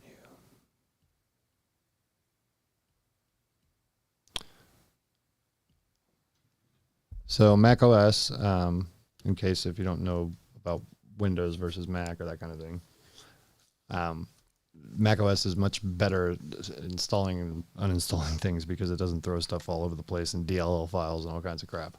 I like that. Usually, quite often, you'll find an application is simply a drag and drop into the applications folder. But in this case, it probably had to write system level files to things because of the nature of the device itself. So, but yeah, so it's got, let's see, we've got 8 tactile buttons. Let's go back here real quick. We've got 8 tactile round buttons here. And actually, let's go ahead. Okay, yeah, we have 8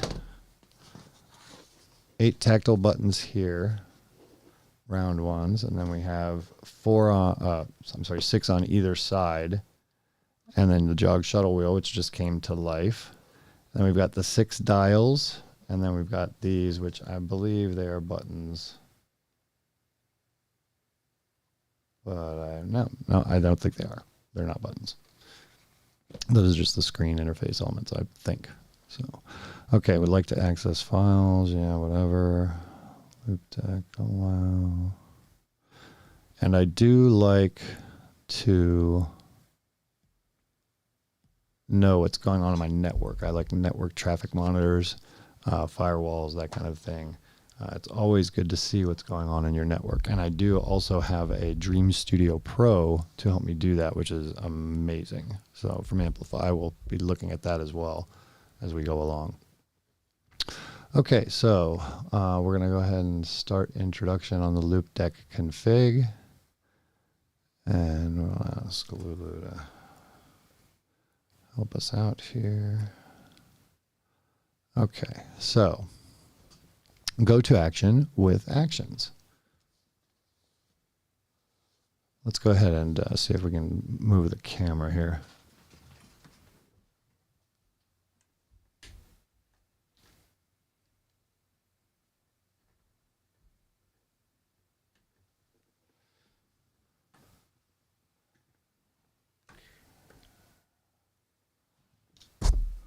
All right.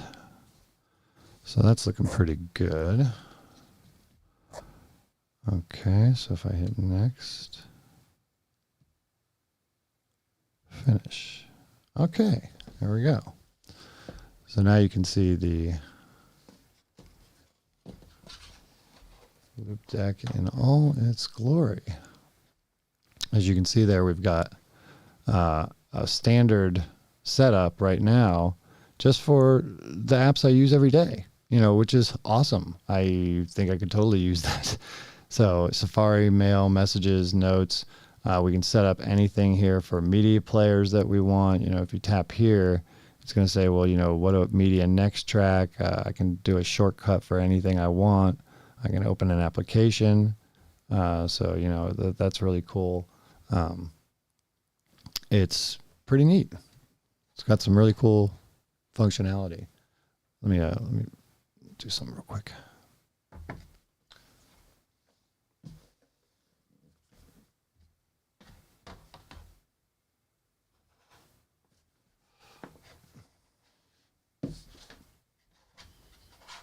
There we go. Have one tool prop up the other. All right. So that's really great. We've got the ability to have a clock right there that we can easily see. We've got all these buttons that you can set to do any number of hotkeys and combinations. And then we've got, for these profiles, we've got things like After Effects, which we're definitely getting. And how can we get it? All right, let's see.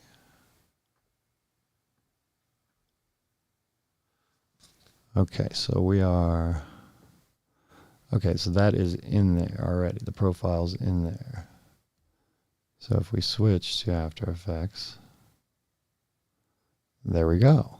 So that brings up that profile, and as you can see, it's switched here.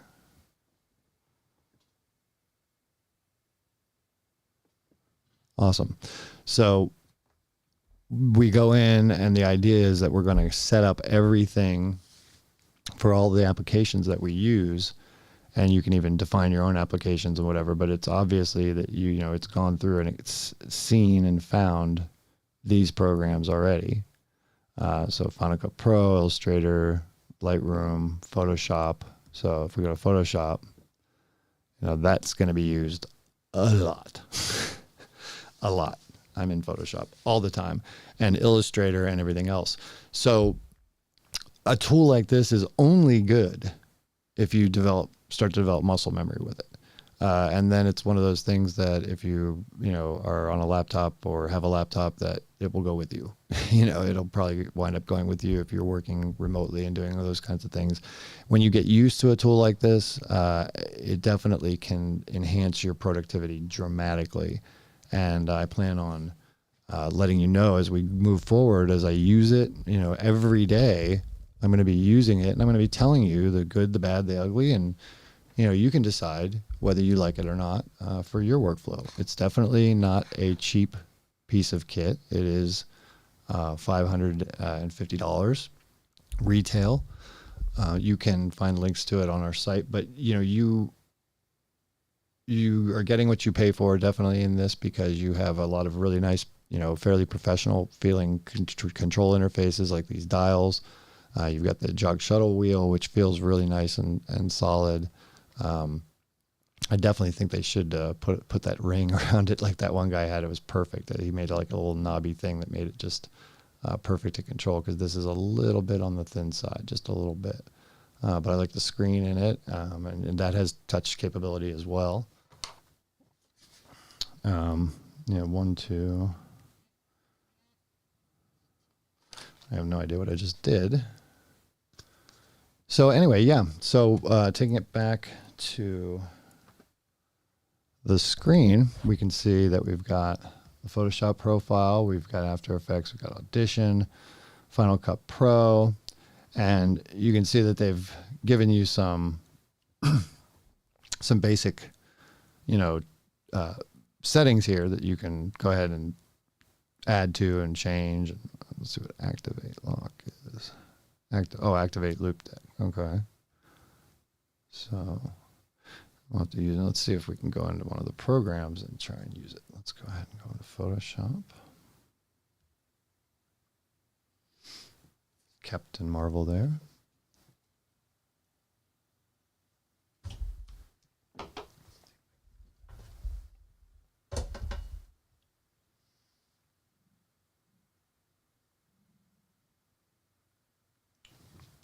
Okay, in Photoshop. So we go over and switch over to the loop deck, which is yet another application that you have to load. So that means more RAM, more persistent memory being chugged. This is a 32 gigabyte RAM last Intel model that they made, that Mac made, Apple, excuse me. It's the Core i9. Is it the i9? I think it's the i9. But this Mac, I forget what's what. That is, yes, the Core i9. 8-core, 2.4 gigahertz with 32 gigs of RAM. And it is running the Radeon Pro 5500M. So, one thing I really screwed up on was I bought a Mac Mini with 256 gigs of RAM. Now, it's only our Zoom, Mac Mini. It's only supposed to be anyway. But you wind up using the darn thing, and 256 gigs is nothing when you talk about putting your iCloud stuff and all kinds of different stuff. Even if you don't hardly load any apps, you're in way over your head at 256. So 512 minimum. Problem is, I know, it's money. Okay, so we've got this loop deck kicking. I think it's active. So let's go ahead and try to do something in Photoshop with it. So we're going to do... Okay, so I'm going to take a look at this for a second.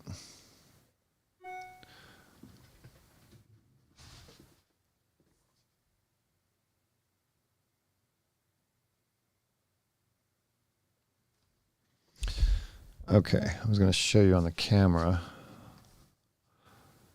We've got all of our little choices here, and this is definitely something that's going to take a little getting used to. So I'm going to have to figure out all of these buttons and figure out what they do and figure out what works for me and what doesn't. You always find out, anything like Photoshop, you're going to be using it in a way that's more specific to you and to your workflow than anything else. So when you're doing those kinds of things, you want to customize tools like this to what it is you do. So, but we've got, Pat, let's do something, load an image here. Hold on. Let's go in and load something off of.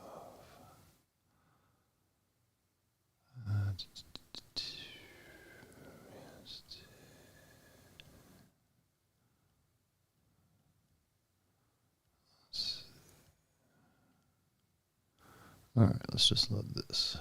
There's an Airstream. Okay. I don't know why it's flickering.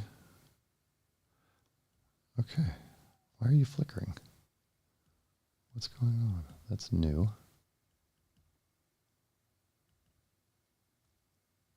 Huh. Okay, let's reset my Essentials default. Oh, that's weird. This thing is freaking out on me. Of course it is. It has to. If I go live and show people stuff, that's when things break. Okay. Let's go merge. Let's merge here. Can't show you that. Can't show you that. Great. I'm giving it all away. All right. Let's just open this for giggles. Okay. Thank you for not freaking out on me. And why is the dock still there? System preferences, dock, auto hide. Thank you. Okay, back to Photoshop, finally. All right. So I'm only working with my trackpad here. Give me a moment. Now let's take and go with the brush. So right now, layers. Everything is probably showing up on another screen. Ah, that's where it is. Whenever you move monitors around and change things and do stuff, your applications always get screwed up and they never follow properly. So you always wind up having to do all kinds of things over and over and over again. And you can set things and set settings, but generally you're like, pain in the ass. Okay, so there's that. Thank you. Now I can... Okay. Where are my layers?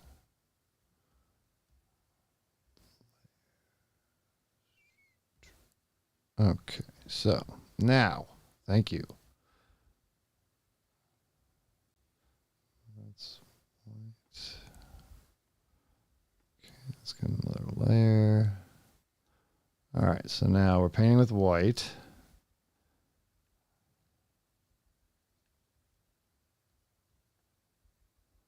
Okay, let's brush size.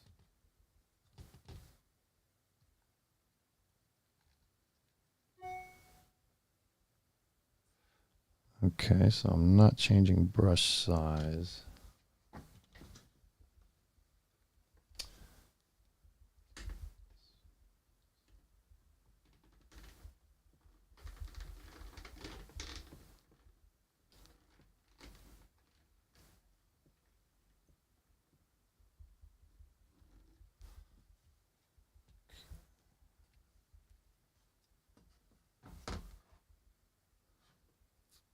Okay, so I am going to go over here. Close that out. Okay, so there's the loop deck. Main tools.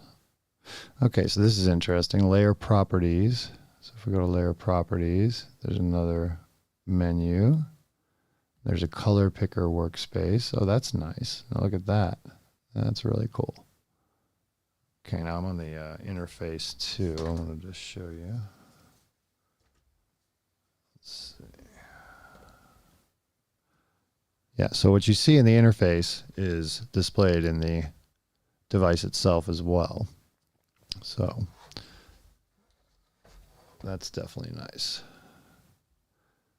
And then you have Adobe Camera Raw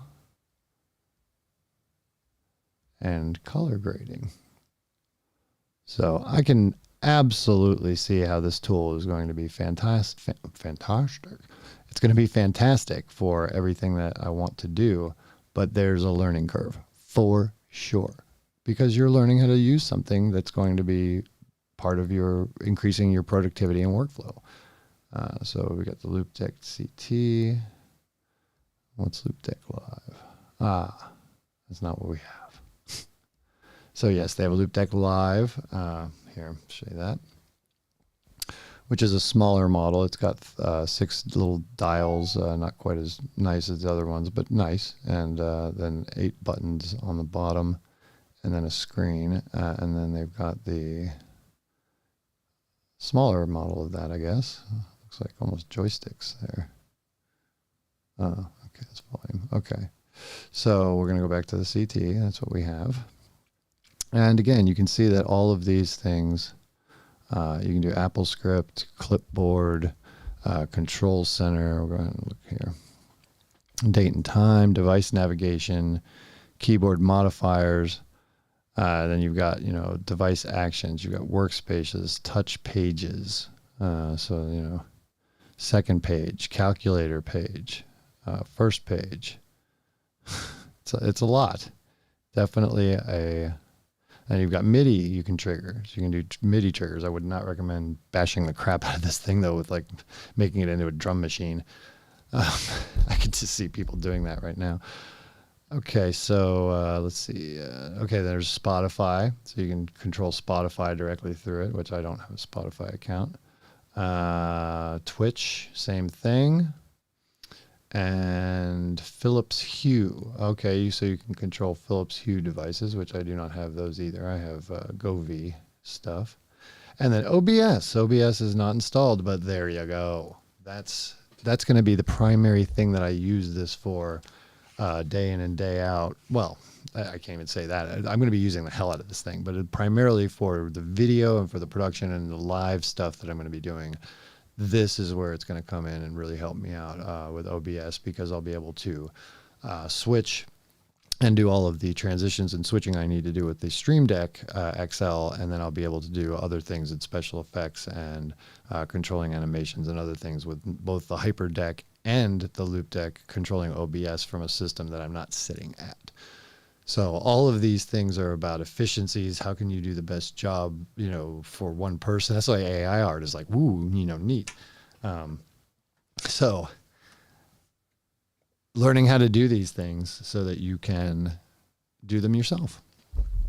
And so you can build something up, and so you can hire people, and so you can build something bigger than yourself, and so you can take on the big boys and show them how business should be run, like you actually care about people. Okay, so that is the Loop Deck basics, but we could probably go over a little bit more. Let's see. Time we got 12:46. Yeah, this is awesome. So yeah, I'm back to Mac OS default, and then we've got Ableton, and then what's dynamic mode? We'll have to read about all that. Application profiles. And so, yeah, Lightroom. I wonder why Lightroom Classic, but not Lightroom, because I think I have Lightroom installed. But Illustrator, I don't want to turn that off. Okay. So get rid of that. And yeah, so OBS Studio, definitely. Look at that. We have the ability to do a scene collection, scene, general audio, volume mixer mute, source, CPU, studio mode, toggle recording, toggle streaming, all the things, virtual camera, and then you can do your own OBS Studio actions. So again, whenever you're talking about a situation where you're going to be potentially doing things by yourself, or you have to increase your workflow and productivity for whatever reason, whether it be, whether it be to make more money, or whether it be to just increase your output and efficiency. Sometimes, repetitive stress injuries can be a factor in people looking for these kinds of products. So,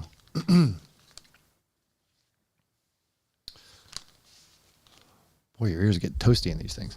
Okay, so Yeah, so there's tons and tons and tons of stuff that you can potentially do with this device. And I'm assuming that there's the marketplace. Okay. So let's see what we've got.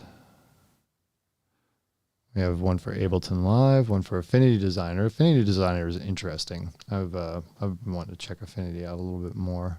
Okay, so we've got a Cinema 4D. So we're going to install that. And then we have to sign into Loop Deck. Okay, so we're going to go ahead and make an account and get all that going. All right.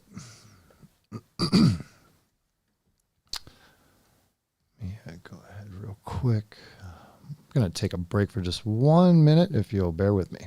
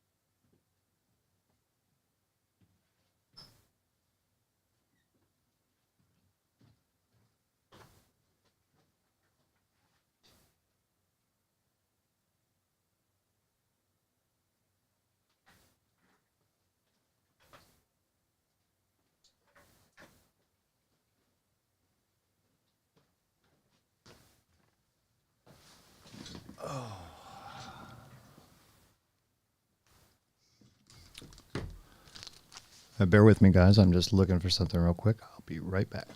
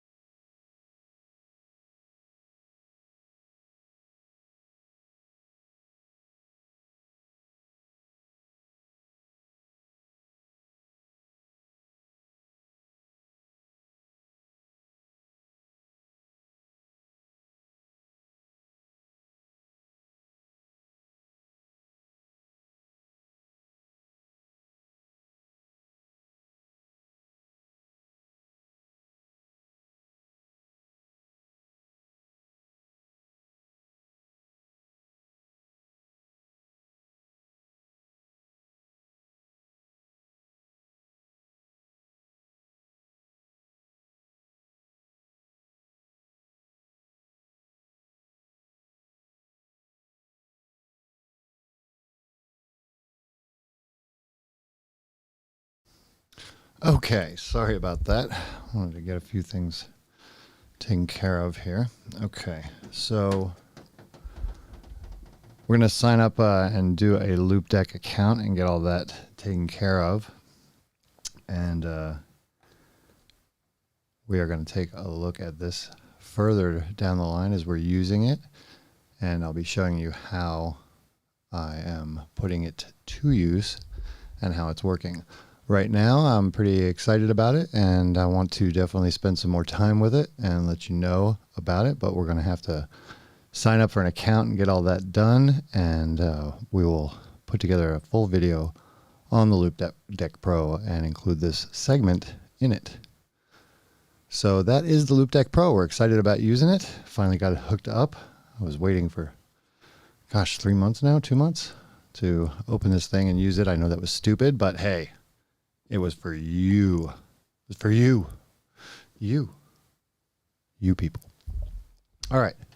So that's the Loop Deck. Now we have one other thing that I wanted to show real quick that I'm excited about as well. I'm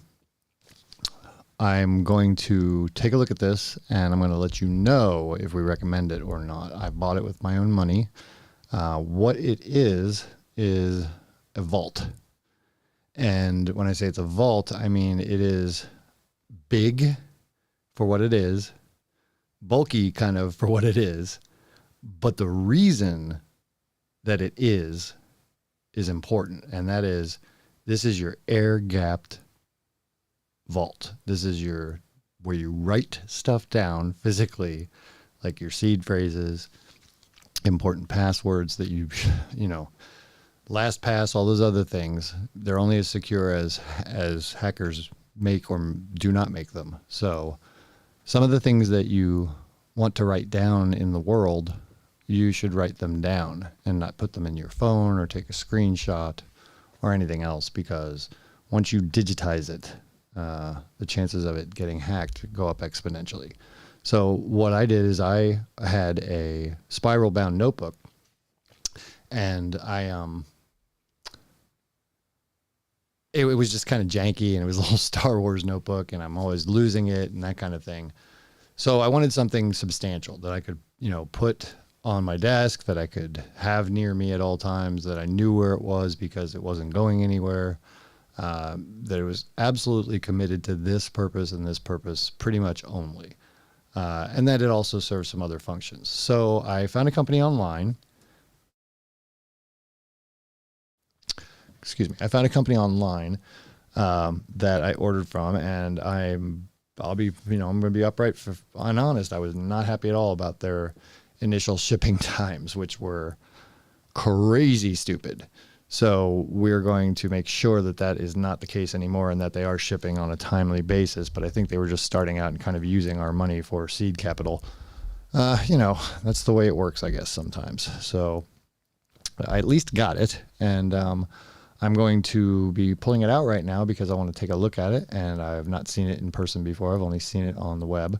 But like I said, we are going to be an affiliate for them, and as long as I approve of this, we will be putting ads up on our website for it and recommending it, because I think that people need a solid thing to put all of their passwords and other things into that, they will cherish, that they'll look at and say, that's that reason for being is there, and that's good. So let's take a look. It's a bag. No, it is not a bag. What it is a leather folio from Skyborn. This company that, like I said, I was kind of excited to get their product because their whole range of products seemed really nice. But this was the one I was interested in the most. And this is the Smart Folio 3 from Skyborn. And it's also wrapped quite well. Hold on a second.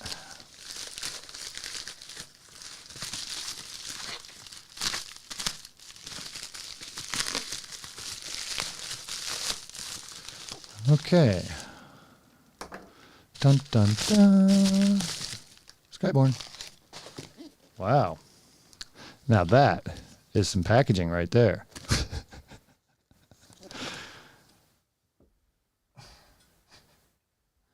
Why? Okay. Well, let's see. Hopefully the packaging will be in here. Oh, there we go. Now that's much better. Skyborn. Okay, let's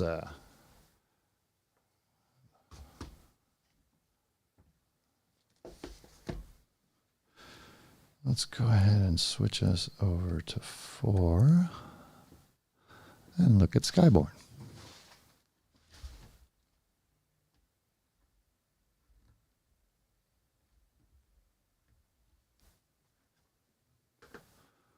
Okay, so this is the Skyborn Smart Folio 3. One thing it also will charge your phone. So that's pretty cool. But let's go ahead and take a look at it now. We've got their nice gold foil box there. Skyborn on the side. Was it Smart Folio 3 right there? So nice box. And the reveal. Okay, so we have a cable, Mabel, and it is really micro USB. Wait, is it? Sometimes I can't tell. No, I think that's micro USB. Or no, is that USB-C? God, I can't tell. I think that's micro USB. Ugh. Okay. I was hoping to get away from all that. Anyway, boom.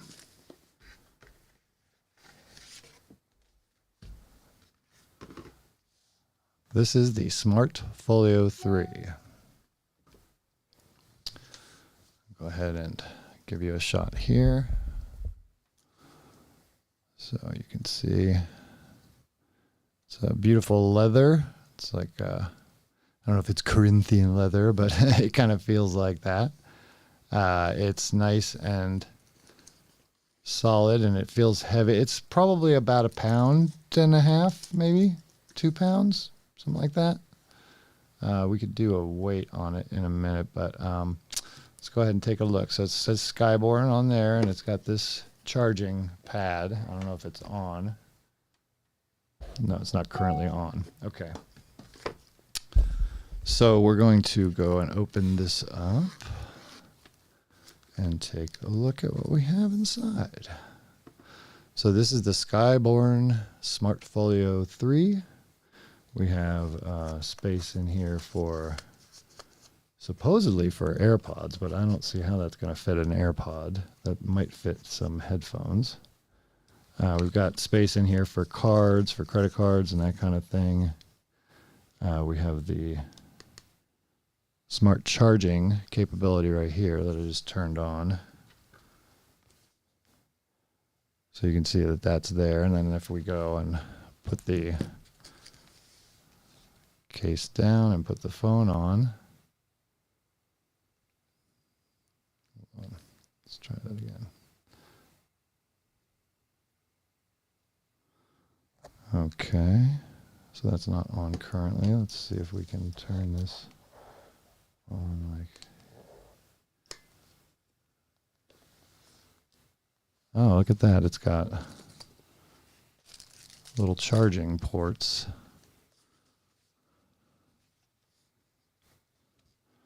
You can see there.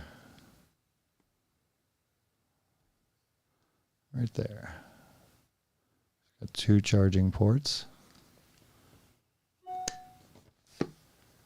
And it's supposed to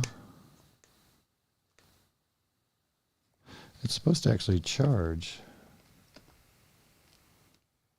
but it's not. Ah, there we go. So it is working. It's charging the phone. You just have to set it in the proper place so that you can set your phone on this wherever you are, and it can be charging it the entire time. And then the most important part, also it comes with a nice little pen. It's not that nice. It's actually not that nice. Yeah, it's a cheap pen. I would have expected a better pen with this. So, not thrilled about the pen. They could do a lot better. But I didn't buy it for the pen. I bought it for the book.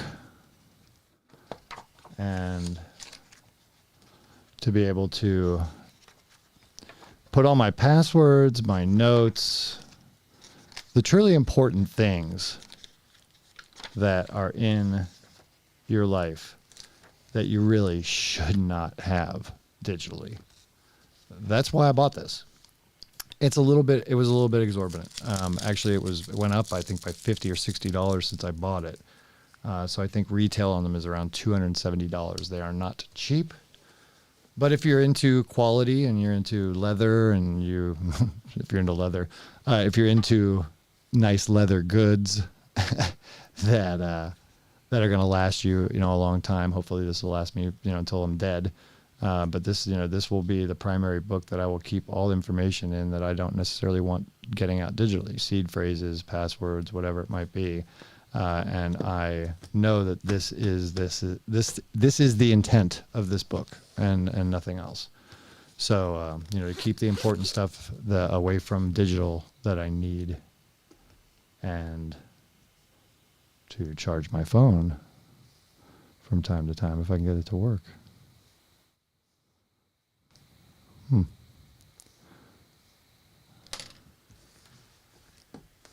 going to see, this is the kind of thing we need to find out, people.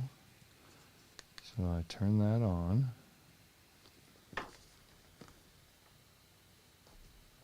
And there it goes. Okay, so it is charging. That was my lovely wife. But yeah, so you can charge it. You can also charge accessories off of it using the USB ports that are included. And I do believe, let me make sure. Yeah, there's always a shorter end and a fatter end, thinner end and a fatter end. Yeah, this is mini USB. Oh well. Well, do I think it was worth the money?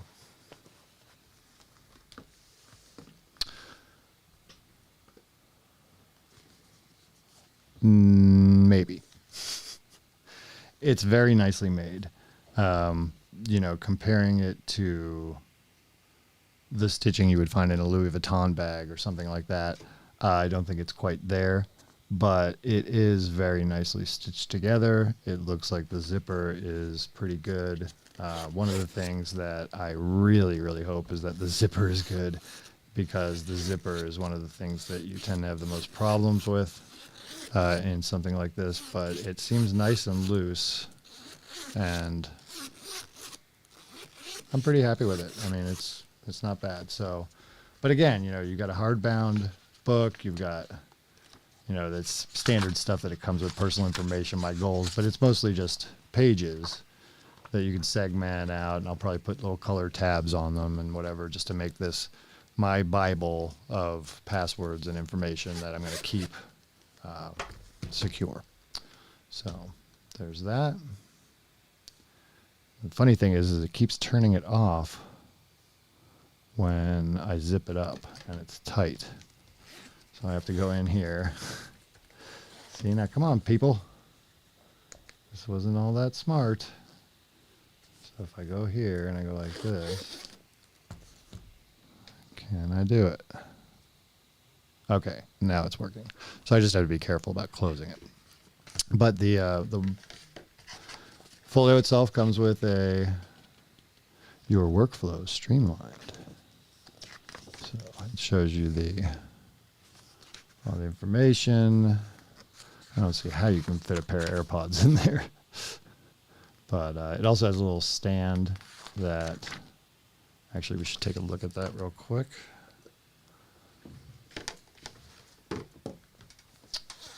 So let's see.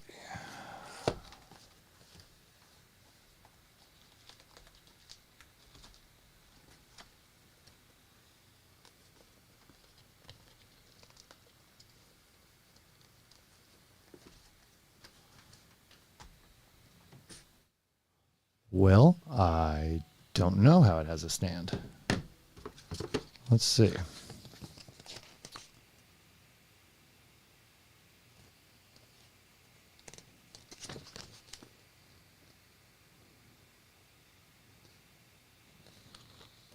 If it has a stand, I can't figure out how.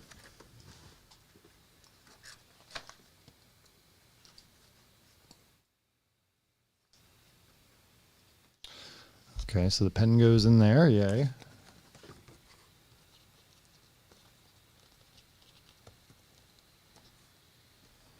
I see no device.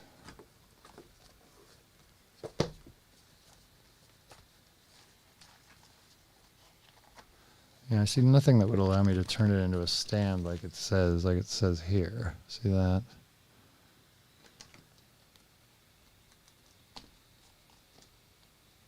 Very odd. Okay, well, maybe I'll ask them about that. Because we are asking them about things. We're asking companies about stuff and things that they do, that they maybe should or shouldn't do.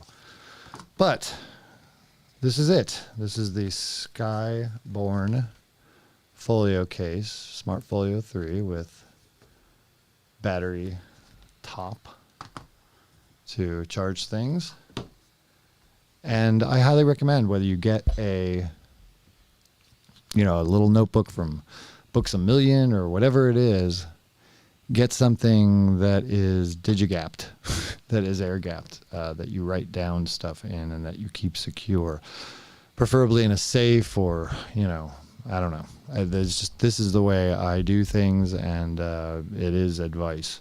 Because when people are taking screenshots or they're putting in their seed phrase in their note files on their phones and then they're wondering why they get hacked, that's why. And that could be in part why anyway. So that is the Skyborn. And I thank you all for humoring me while I opened some things that I had waiting in the wings to check out. But those are the three things I kind of wanted to check out and go over with you today on. And like I said, we'll be reviewing them and in full and posting videos for that. But we'll also be using them as we move along in our travels here and showing you how we like them. I'm really excited about the Stream Deck. It's definitely pretty neat. I'm sorry, the Stream Deck. The Loop Deck. Deck, Loop, Stream, something. So, but there's all kinds of really cool stuff that you can do with it. And yes, these are touch sensitive and they vibrate as well. So the buttons on the top panel on the screen are touch sensitive. And that's just, man, that's awesome. It's 111. I always look at the clock when it's 111 or 11:11, and it never fails. It's not intentional. Okay, I'm going to take these off for a little bit. Okay, so yeah, this is very cool. And so one of the things too that you've got these hotkeys are set up automatically with the round ones down here in the middle to control things like tab, shift, control, alt, command. And one of the nice things about this for me particularly is that on my desk over on my main studio desk, I have a Wacom Cintiq 24-inch and my mouse is down below where my keyboard is. So it makes it really difficult. Sometimes I have to move to another screen or do different things. So if I had my mouse and my keyboard, if I had my mouse up above where my Wacom tablet is, I could more easily move from my mouse to my pen. But a lot of times I want to be down below where my keyboard and mouse are. So if I'm able to bring my mouse up and use the Loop Deck in conjunction with the mouse to do hotkeys and different combinations, that's going to be really powerful for me and really helpful. So I'm looking forward to that, and I'm pretty happy about it. I like the box. Definitely need like a little case to carry it around in or something. I think it probably should come with that for that kind of money. Okay, so those were the three things I wanted to check out real quick. And I'm going to go ahead and let's go back in.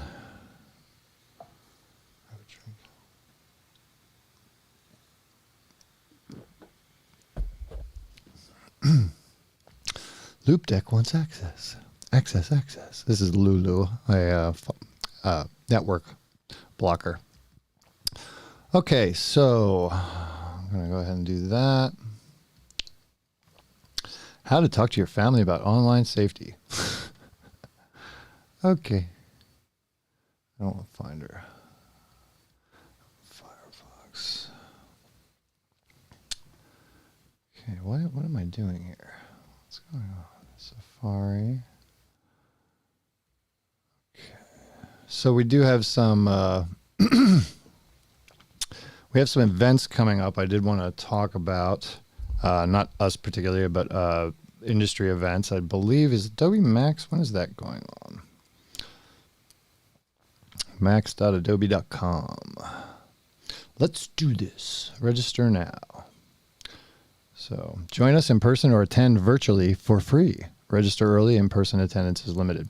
Yeah, there's a MoGraph meetup that is going on with Adobe and the guys at School of Motion. I think I mentioned that in the first video. That's definitely cool. You should check out if you're in LA. And then you can go ahead and attend virtually or attend in person if you're in the LA area. I believe it's in LA. Let's see. We're not zooming.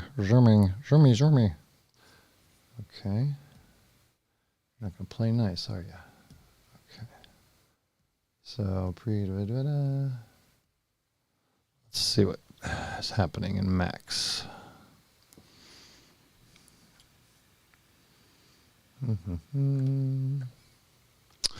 Okay, so this is the Adobe Max conference. I've not yet been able to attend one for whatever reason. I was busy or whatever. But I would like to, definitely.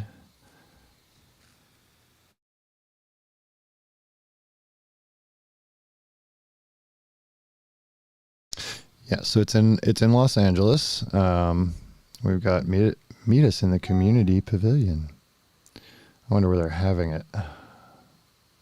It's time for the show.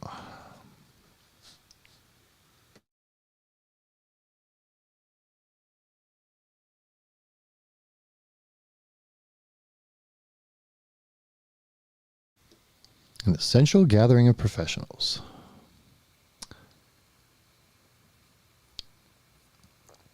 So even if you don't use Adobe tools, you know, one of the things I have to grant Adobe is that they do really try to work hard in educating the community and bringing things to their users that help them better work with their tools. So that's a good thing.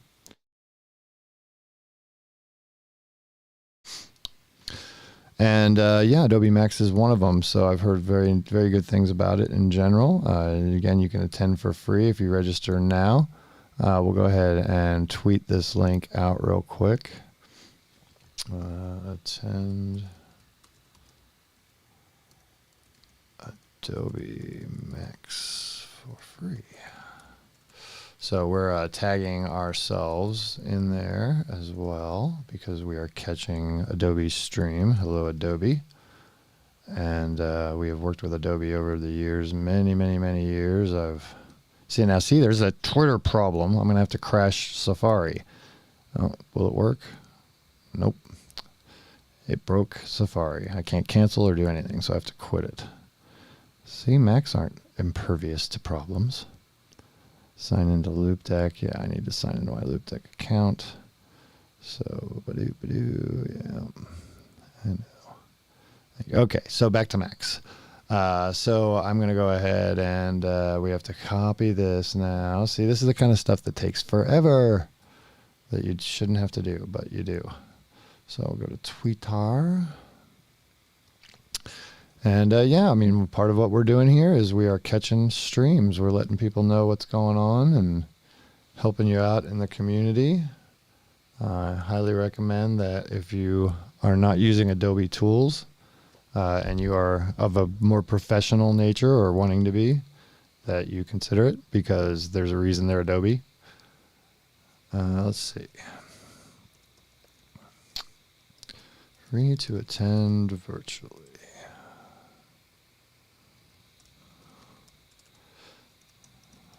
And there is another event I wanted to make people aware of that is happening. And let's see, ZBrush Maxon event. Let's see, not the spring event. ZBrush Summit, I believe that's it. The ultimate digital sculpting experience. No, this was the live stream. Okay, well, this is an interesting one. We'll be tweeting that out later anyway. There is an event. Let's see. Let's go to month.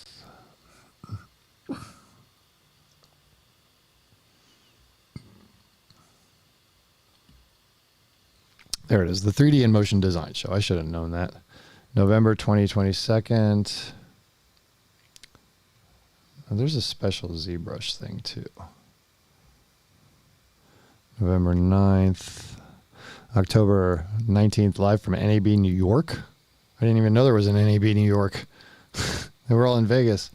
So that's interesting. October 19th. So these are the schedules for the 3D in Motion Design calendar for Maxon.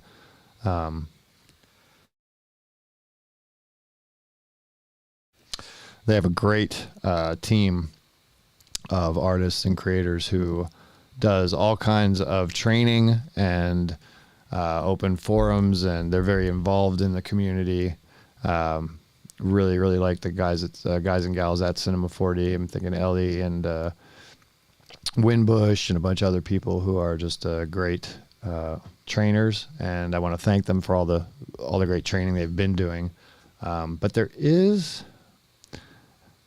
Oh, let's see if the events page will have it. Let's see, broadcast India. Why is my Zoom not working? Probably because I mess with stuff. There we go. Broadcast, ask the trainer. October, Max on color. So there's a fortnightly grading show showcasing looks, techniques, tips, LUTs, workflows. This is great. Ask the trainer, animation, demystifying post-production. I've done a couple of those. Maxon user meeting in Japan. I know there's something else. Sculpt your own assets with ZBrush week 5. So there's something going on. ZBrush, that's what it is. No, that's got to be what it is, the ZBrush Summit. Yeah, so it was November 13th through the 16th, so I was right. Oh, jeez.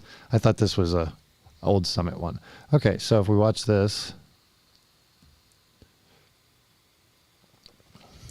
ZBrush is absolutely amazing. It's also very powerful and kind of confusing as an application goes, but I am working on it. And that's one of my things that's in my list of to-dos. And I've opened it and played with it and broken it and tried to reconfigure it and reinstall it, and you know how it goes. But I definitely have done a few things with it that I'm just blown away by. And as you can see here, there's oh jeez, that was a little loud. Sorry. Let's see here. This is a cool little animation.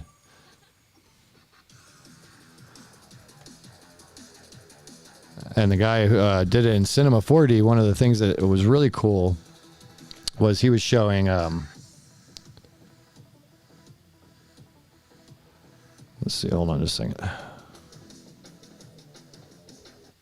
Okay, he was showing how he rendered all this out. Did motion capture as well, but he was showing how he rendered all this out in AOVs, which are angle of views. And there are ways you render out different passes, as he's showing in Cinema using Redshift. And when you bring it into something like After Effects or Premiere, even well, not Premiere so much, but After Effects and those kinds of things, you can or Nuke, you can bring in all of the depth mats, texture, different lighting, all the different passes that you have. You can bring them in and you can tweak and tune them in post quite easily. So it's very cool. AOVs are definitely the way you should be rendering if you want to fix things like that in post and be able to have the most flexibility when you're doing your 3D designs. So this is going to be the ZBrush Summit from November 13th through the 16th of 2022. Mark it down if you're into 3D and 3D modeling at all. I would highly recommend that you check it out. And the link, it's going to be at zbrushsummit.com. So I will be tweeting this link out as well. All right, so let's see where else we are going today. Let's see. Tools have gotten a heck of a lot better. Working with the old school tools, let me tell you, NURBS curve surface modeling, lofting splines, making sure every point, you had the exact same amount of points on every curve. Oh, you kids today have no idea how good you have it. No idea at all how good you have it. The tools are just incredible. One of the things that I'm excited about doing that I haven't yet done a heck of a lot of is 3D texture painting directly on the models, because the capabilities really weren't. They were there back in the day, when I stopped doing 3D, 7 or 8 years ago. But I mean, the tools are just completely revolutionized and revamped in every way, and things like Nomad Sculpt and Forger, which is a Maxon app which works in conjunction with Cinema 4D. It allows you to do things on your iPad, now hard surface modeling, regular sculpting, all that kind of stuff, and be able to translate back and forth between Forger and Cinema 4D. So very powerful capabilities there. And then there's Nomad Sculpt, which I love.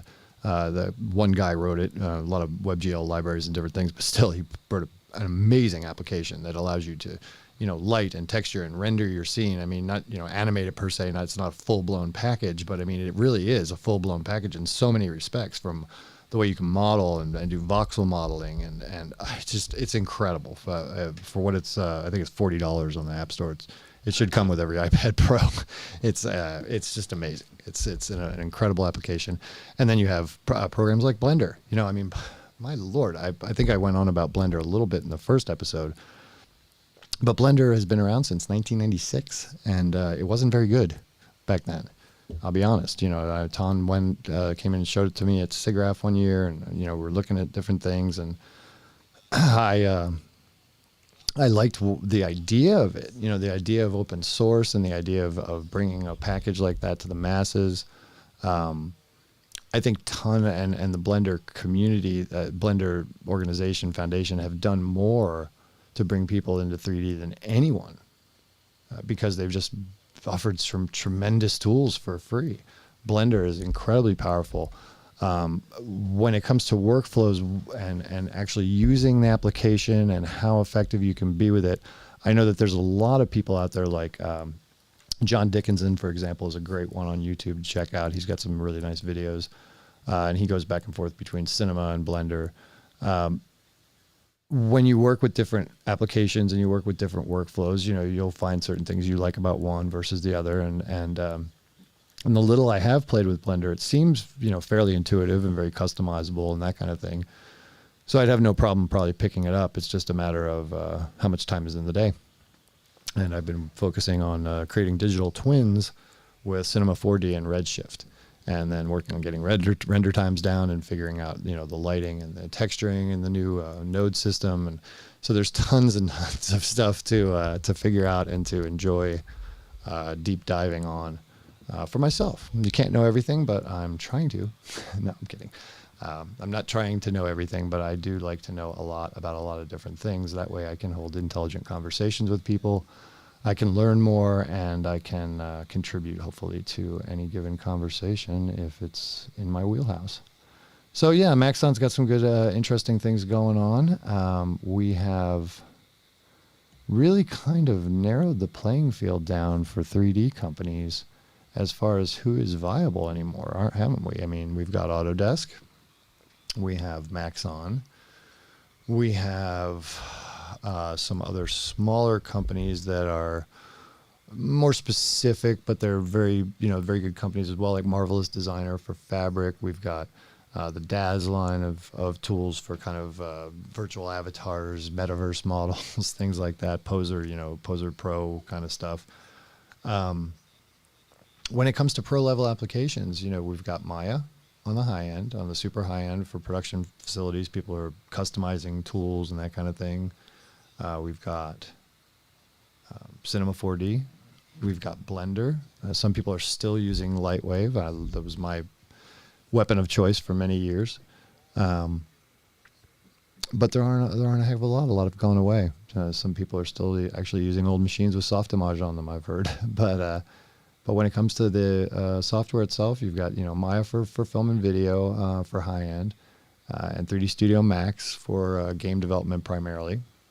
And you've got Cinema 4D as a fantastic general purpose app with amazing tools. I mean, whenever I open that app, I get lost in the tools because I want to play with Vorontal Fracture and the MoGraph and all the other tools that they've got are just incredible in that application. So free versus open source versus paid. Should you pay for an application?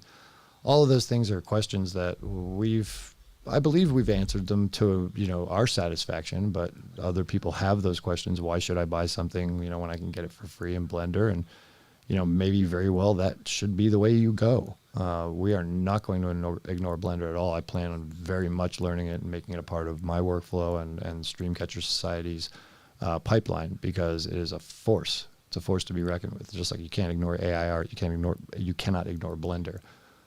So Blenders are going to be a big part of it. What other tools? The Red Giant Universe. One of the things about Maxon is that if you buy their Maxon Cinema 4D subscription versus buying the Maxon One or the Maxon Universe, where you get all the tools, you get ZBrush and Forger and all the Red Giant Universe tools for After Effects, including Particular and Particular and Form. You get some really great, After Effects tools. When you're talking about any kind of, we're running a business, right? Anybody who is running a business in a modern media age is going to require a number of pieces of content, a number of pieces of digital content, whether that's video, whether that's still imagery for print or for digital or for whatever it is. If you're doing anything involving video and graphics and that kind of thing, and you want to get noticed and seen, your production levels have to be amplified, to a certain degree.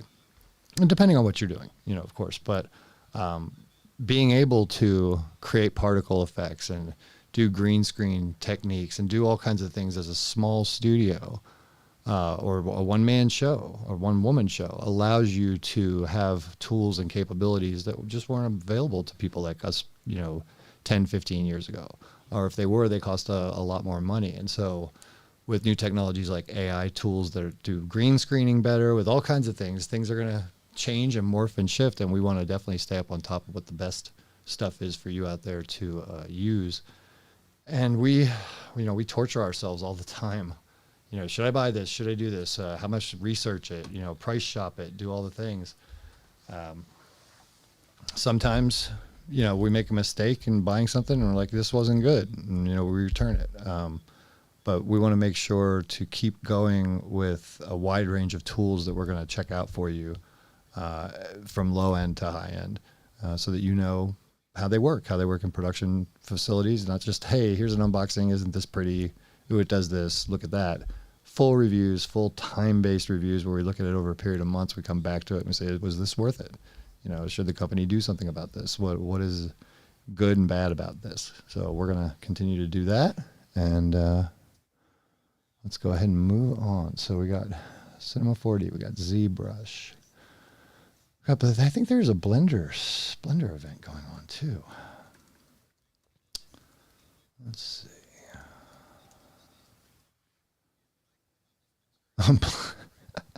But will it blend? I got a bunch of Blender ads for actual blenders. Yeah. Okay.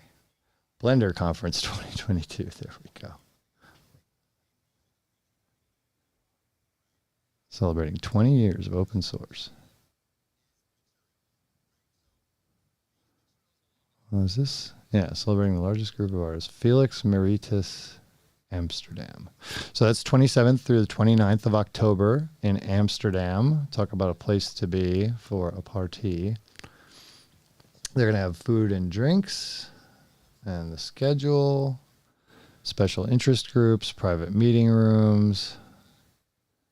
CG Cookie and Intel are the gold sponsors. CG Cookie, boy, I've heard of them but a long time ago. I didn't even think they were still around. Oh, you're home for learning Blender 3D. Interesting.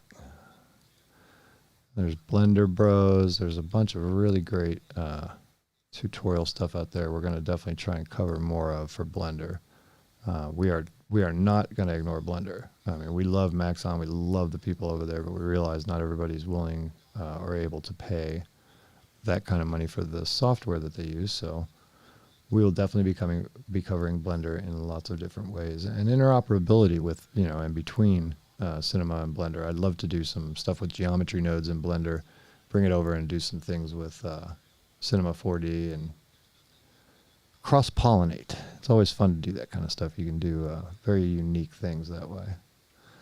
So yeah, Blender stories, features, overviews, stuff. Start learning Blender today. So we'll check these guys out. CG Cookie. I've heard of them before. I think they retooled. Okay, so Intel's Chronos CG Cookie. So it doesn't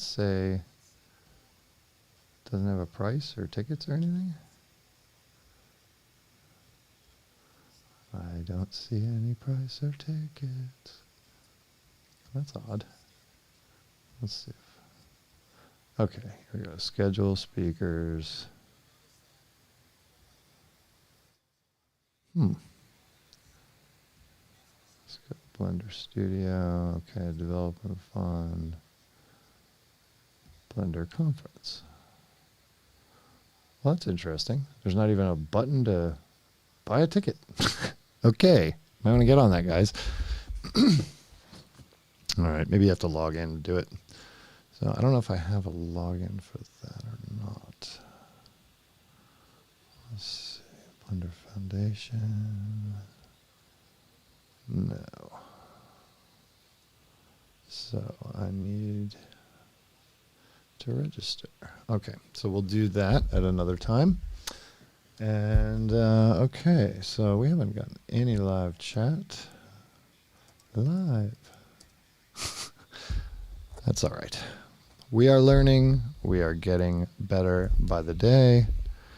And we will be having more structured stuff as I feel I am able to do that. But just getting online and up and running and seeing you wonderful people, that's what it's about, right? A lot to do in Web3. Web3. A lot to do in decentralized. No, there's just a lot to do. There's a lot of business to do. There's a lot of things to make. There's a lot of people's money to get, but to engage them and to do it in a way that makes them happy to give you their money. That's what I want to do. I want to build things that make people excited about it. And I don't want to be beholden to anybody that has to tell me I have to do it a certain way, or I have to include 30% this or 40% that. I am 53 years old, and I am old enough to remember when this world was not so full of itself and so sensitive that you couldn't joke about people, that you couldn't even make fun of people. My God, no way. Make fun of people? That's horrible. Well, yeah, because making fun of people is how we communicate with each other. It's not like making fun of them like evil, making fun of our foibles, our things, making fun of ourselves. We used to be able to do that. We can't. So I want to bring back humor and have you seen a good comedy lately? Has a new comedy movie like really floated your boat? They hardly ever issue comedy anymore because they're too scared to. So I want to find the best. I want to make the best. I don't want to be beholden to anybody or thank prison guards in China for their help or anything like that. I want to do really great content that matters and that people engage with, you know, Tolkien stuff, Foundation stuff, that kind of just deep, where people engage. So this Lexica site is a lot of fun. And just looking through the AI art and looking how people have been getting certain kind of looks and effects. You see this kind of is more of a painterly kind of effect. And if we go over to here, we can see it's Cortana from Halo, concept art, that's partly it, character design, detailed trending on ArtStation, and CG Society. So, you know, again,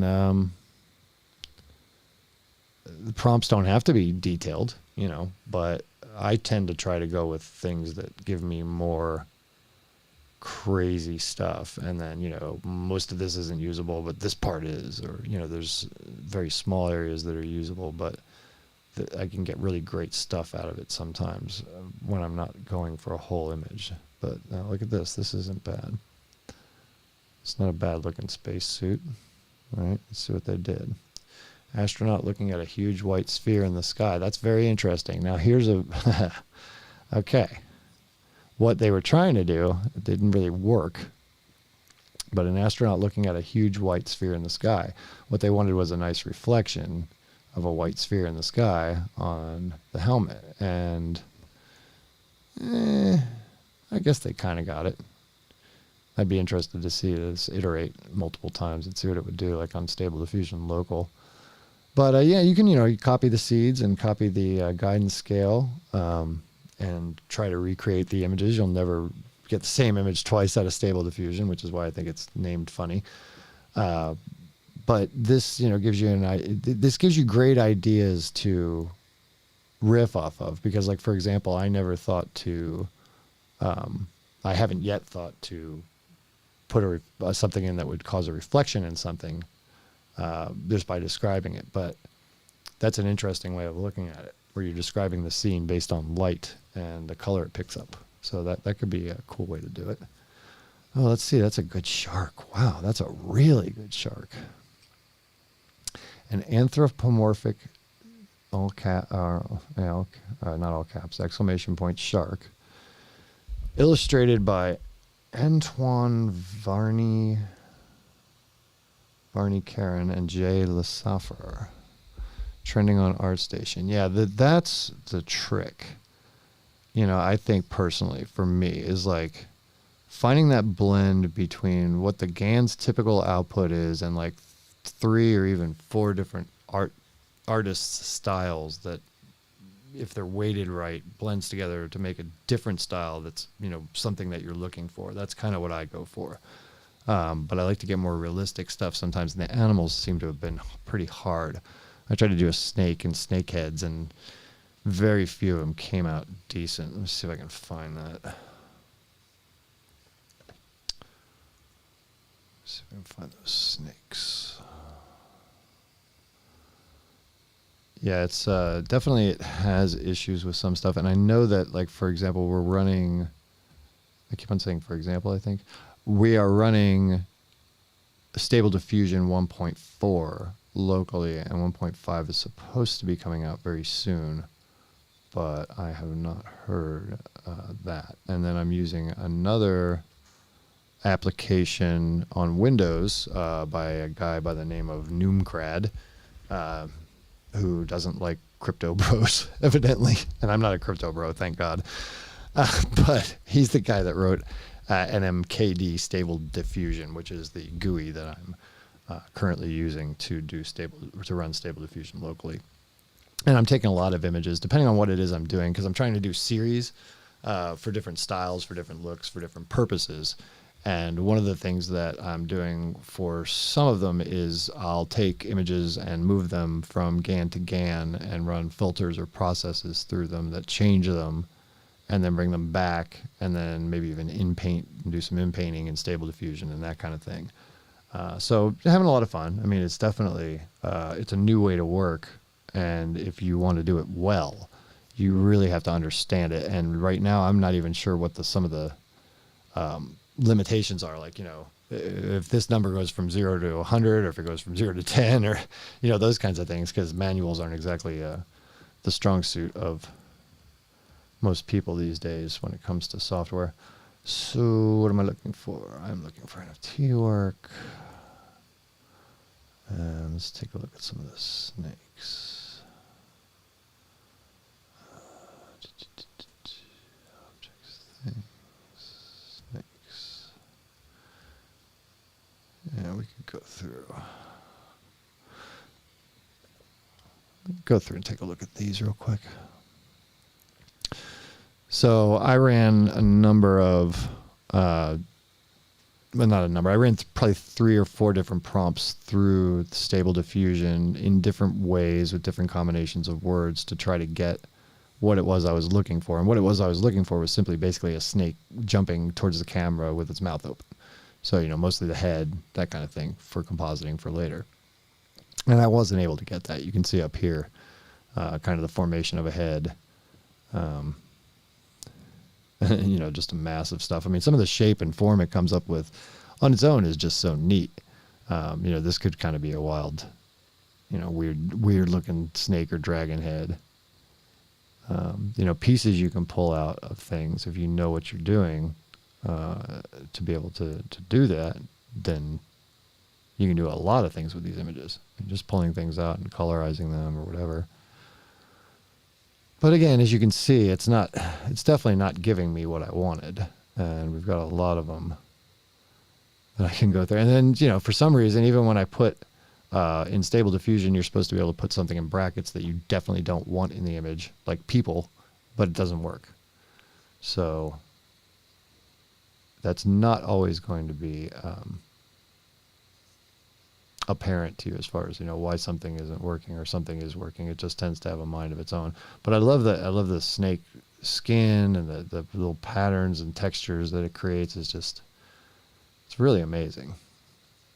But again, how is that a snake? So we're getting into some other stuff here. Is that all I got? Okay. Yeah, I didn't get too many out of that run. I wasn't all that impressed. So sometimes it's very hard to get what it is you want out of it, and you're going to have to, cut and paste and chop and use an eye here, do this, or paint it yourself. There's always that. What I'm probably going to wind up doing for the particular piece I wanted to get the snakehead for is I'll probably wind up modeling it in something like Forger or Nomad Sculpt, or maybe even learn how to use friggin' ZBrush after, a while, and use that and create a 3D model that I'll then render out and composite into using Photoshop into the image. Because what I'm looking for is I'm looking for kind of a snake head to come off the shoulder, like this and out towards the camera. And I definitely can see all of these tools, including the interfaces and everything else, getting far better. And again, we're sitting here and looking at Photoshop. Photoshop supposedly has Stable Diffusion coming. So if we go into, let's see, open recent. So we go into, I don't want to save to Creative Cloud. Thank you very much. Boy, I really want you to save to Creative Cloud.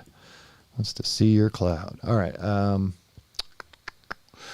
So yeah, if we go into neural filters, is it not? Yeah, there we go. Neural filters.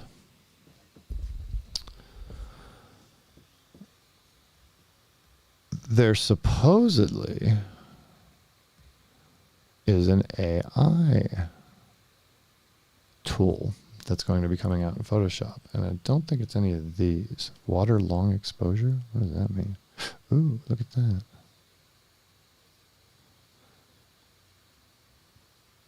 Transform moving water to a long exposure. Well, that's interesting.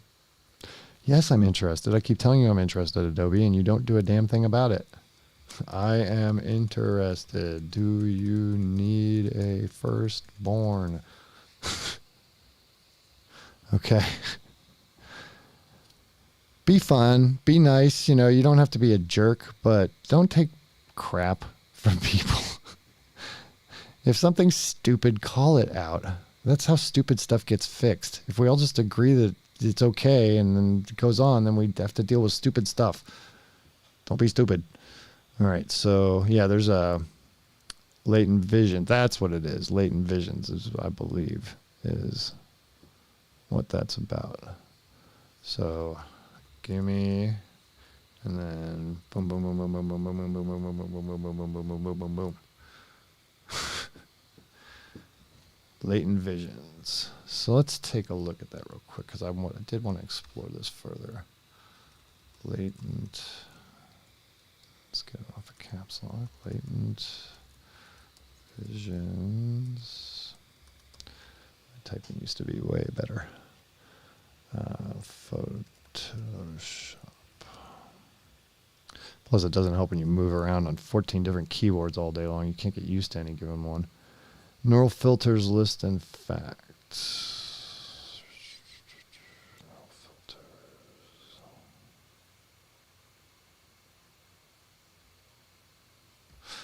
Okay, that's not giving me what I want. Visions, AI plugin. Now the world's most advanced AI application. Let's see what Adobe's blog has to say about itself. Now it's the world's most advanced AI application for creatives. Adobe Sensei. AI and machine learning features rely on every day to make Photoshop the world's most advanced AI application. Neural filters, sky replacement, and the new Discover panel. What year is this? This is 2020. My lord, I hate that. Pam Clark, I think I know her. She looks really familiar. Yeah, I think I do know her. Okay. Anyway. Okay, so implemented 5 new AI tools. Let's go ahead and I don't know why Google doesn't default to showing you the most recent stuff first. Latent diffusion, explain, unstable diffusion. So I'm not getting anything. Not getting anything yet. Okay.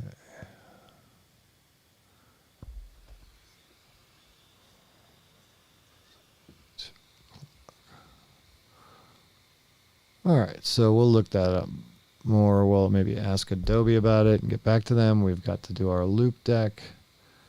And we're playing with Photoshop here, but not really doing anything right now. I wanted a shadow regenerator. That's interesting. Look at that.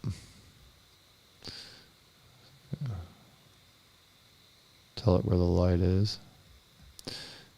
None of these are truly remarkable. Even the style generator in Photoshop isn't all that great. This one with the style transfer. Yeah, it's all right. I mean, it's just, the capabilities when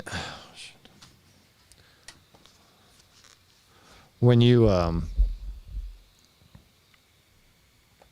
release something like that, in my opinion, you need more controls for it. So the style transfers in Adobe Photoshop are just very basic, and when they do stuff like that, it's like, well, that's not really the kind of in the spirit of Photoshop, because Photoshop is like, I want to dial on a slider for everything. So style transfers and other things are actually better done on some iOS apps and other things like on iPad.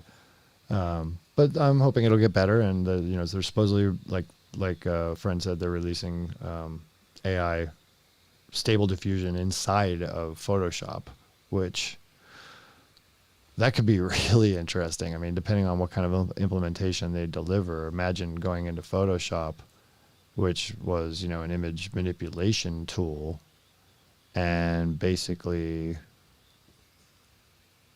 now it's a full-blown image creation tool from nothing. So you go into Photoshop to make images as much as you do to manipulate and edit them. So it's a brave new world there, Aldous Huxley. It's a brave new world.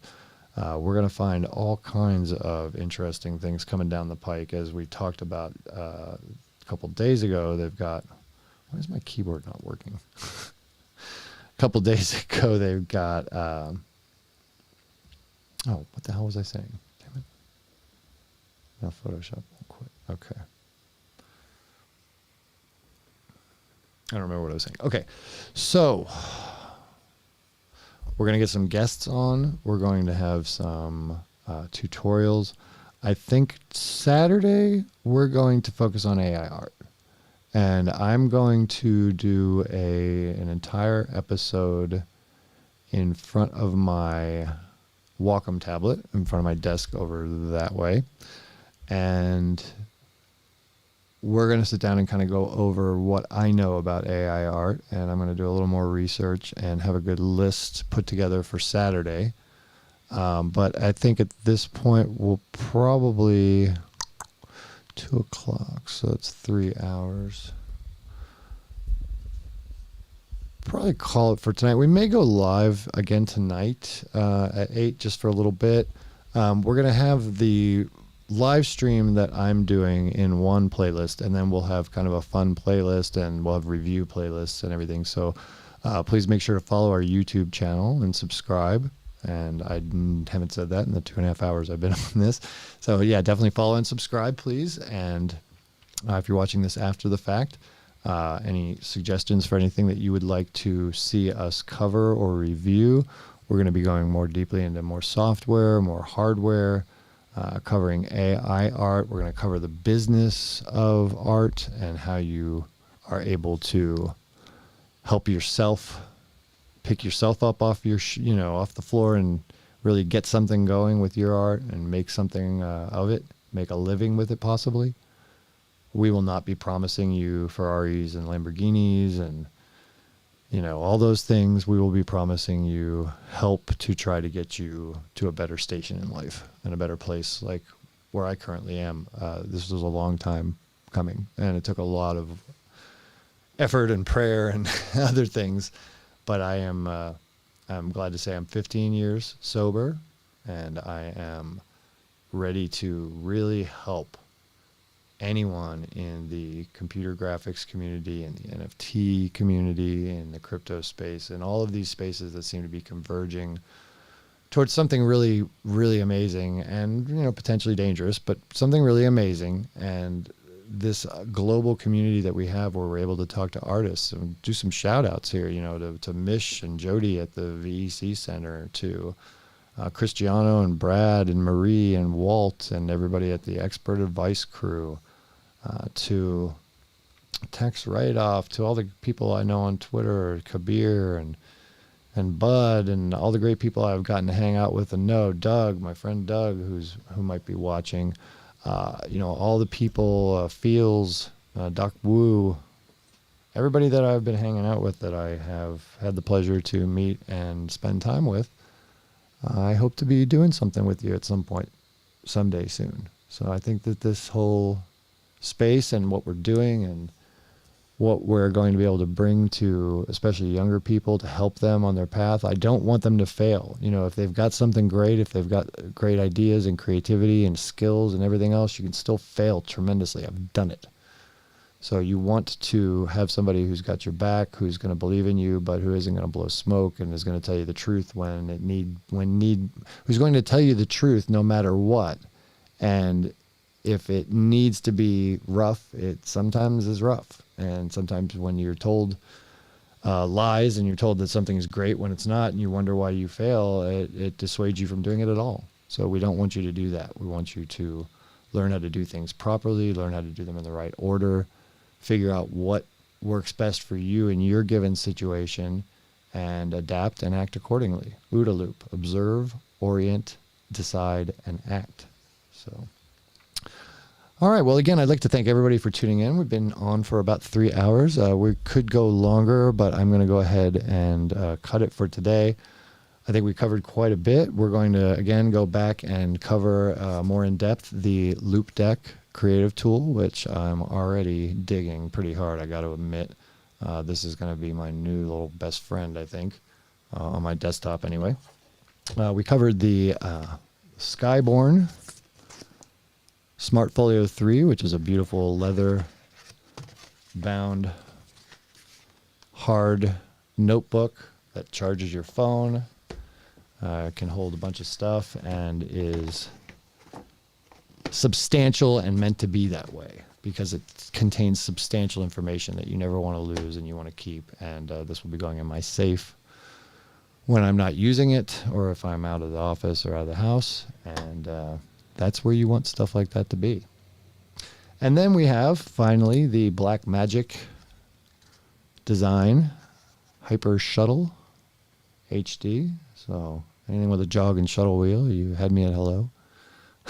But we're going to go ahead and plug this in, get it working, show you on video how it works, and we're going to have a separate review of this as well. So we're excited about the things that are happening. Everybody needs to know a little bit of everything, right? You know, if you're doing your project, if you're building an NFT community, if you're building the kind of stuff that we want to build, you need to know business. You need to know administration. You need to know remote workforce management. You need to know technology. You need to know applications. You need to know video editing. You need to know what tools are best. You need to know what doesn't work so you save yourself a lot of hassle and bull crap. You need to know where you can go for people who are going to tell you the truth, even if it's not in their best interest too. Because that's us. We will tell you the truth, even if it's not in our best interest. If there's somebody better out there, better suited to help you, we will tell you. Go to them. They're better suited to help you. Because we don't want, under false pretenses, to help you just for money. That's not what we're about. We need money to live. We need money to survive. We are not rich. We spent a lot of effort and time and money putting this together and putting our business together and making ourselves look good. But it was an expense that we are paying for because we can't go on vacations or do different things because we'd love to, but we spent a lot of money on this and we are serious about it and we want to show you that we're serious about it in every way, shape, and form, what we do, how we do it. And just starting out on video like this is the best we can do right now with one person. So that's what we're doing. And we hope that you've had a little bit of an interesting show, that you've enjoyed listening to me rant and ramble. I'm definitely going to come up with more specific show topics for every show as we go along. Tend to veer off as most do, sometimes squirrel, but we're going to try and stay on topic. And so for Saturday, we are going to do a few hours at least of AI art. And we're going to InPaint and Photoshop, and we're going to use Stable Diffusion and Midjourney and DALL-E 2. So we're going to run the gamut. We're going to do a full course meal of AI art software. And we're going to do that Saturday at 11 a.m. Eastern Time. So please tune in. Please feel free to give us comments. Tell us what you'd like to see in the comments below or on our Twitter feed. Our website is in progress, almost done, and we are getting close to launching that. And as soon as we have that up and going, we will be building up towards contests and our giveaways for our PS5 disc, our Xbox 1 terabyte SSD, and our OLED Switch. We also have some Bobcat miners, some other really, really, really cool stuff that you're going to love. So listen, thanks again, people. I really, really appreciate you tuning into StreamCatcher Society for episode 2 of season 1. Let's unwrap some stuff. So we did. We had fun. And I want to wish everybody a great day. Have a good week and weekend coming up. God bless you. Take care. And make sure not to give anybody your seed phrase. God bless.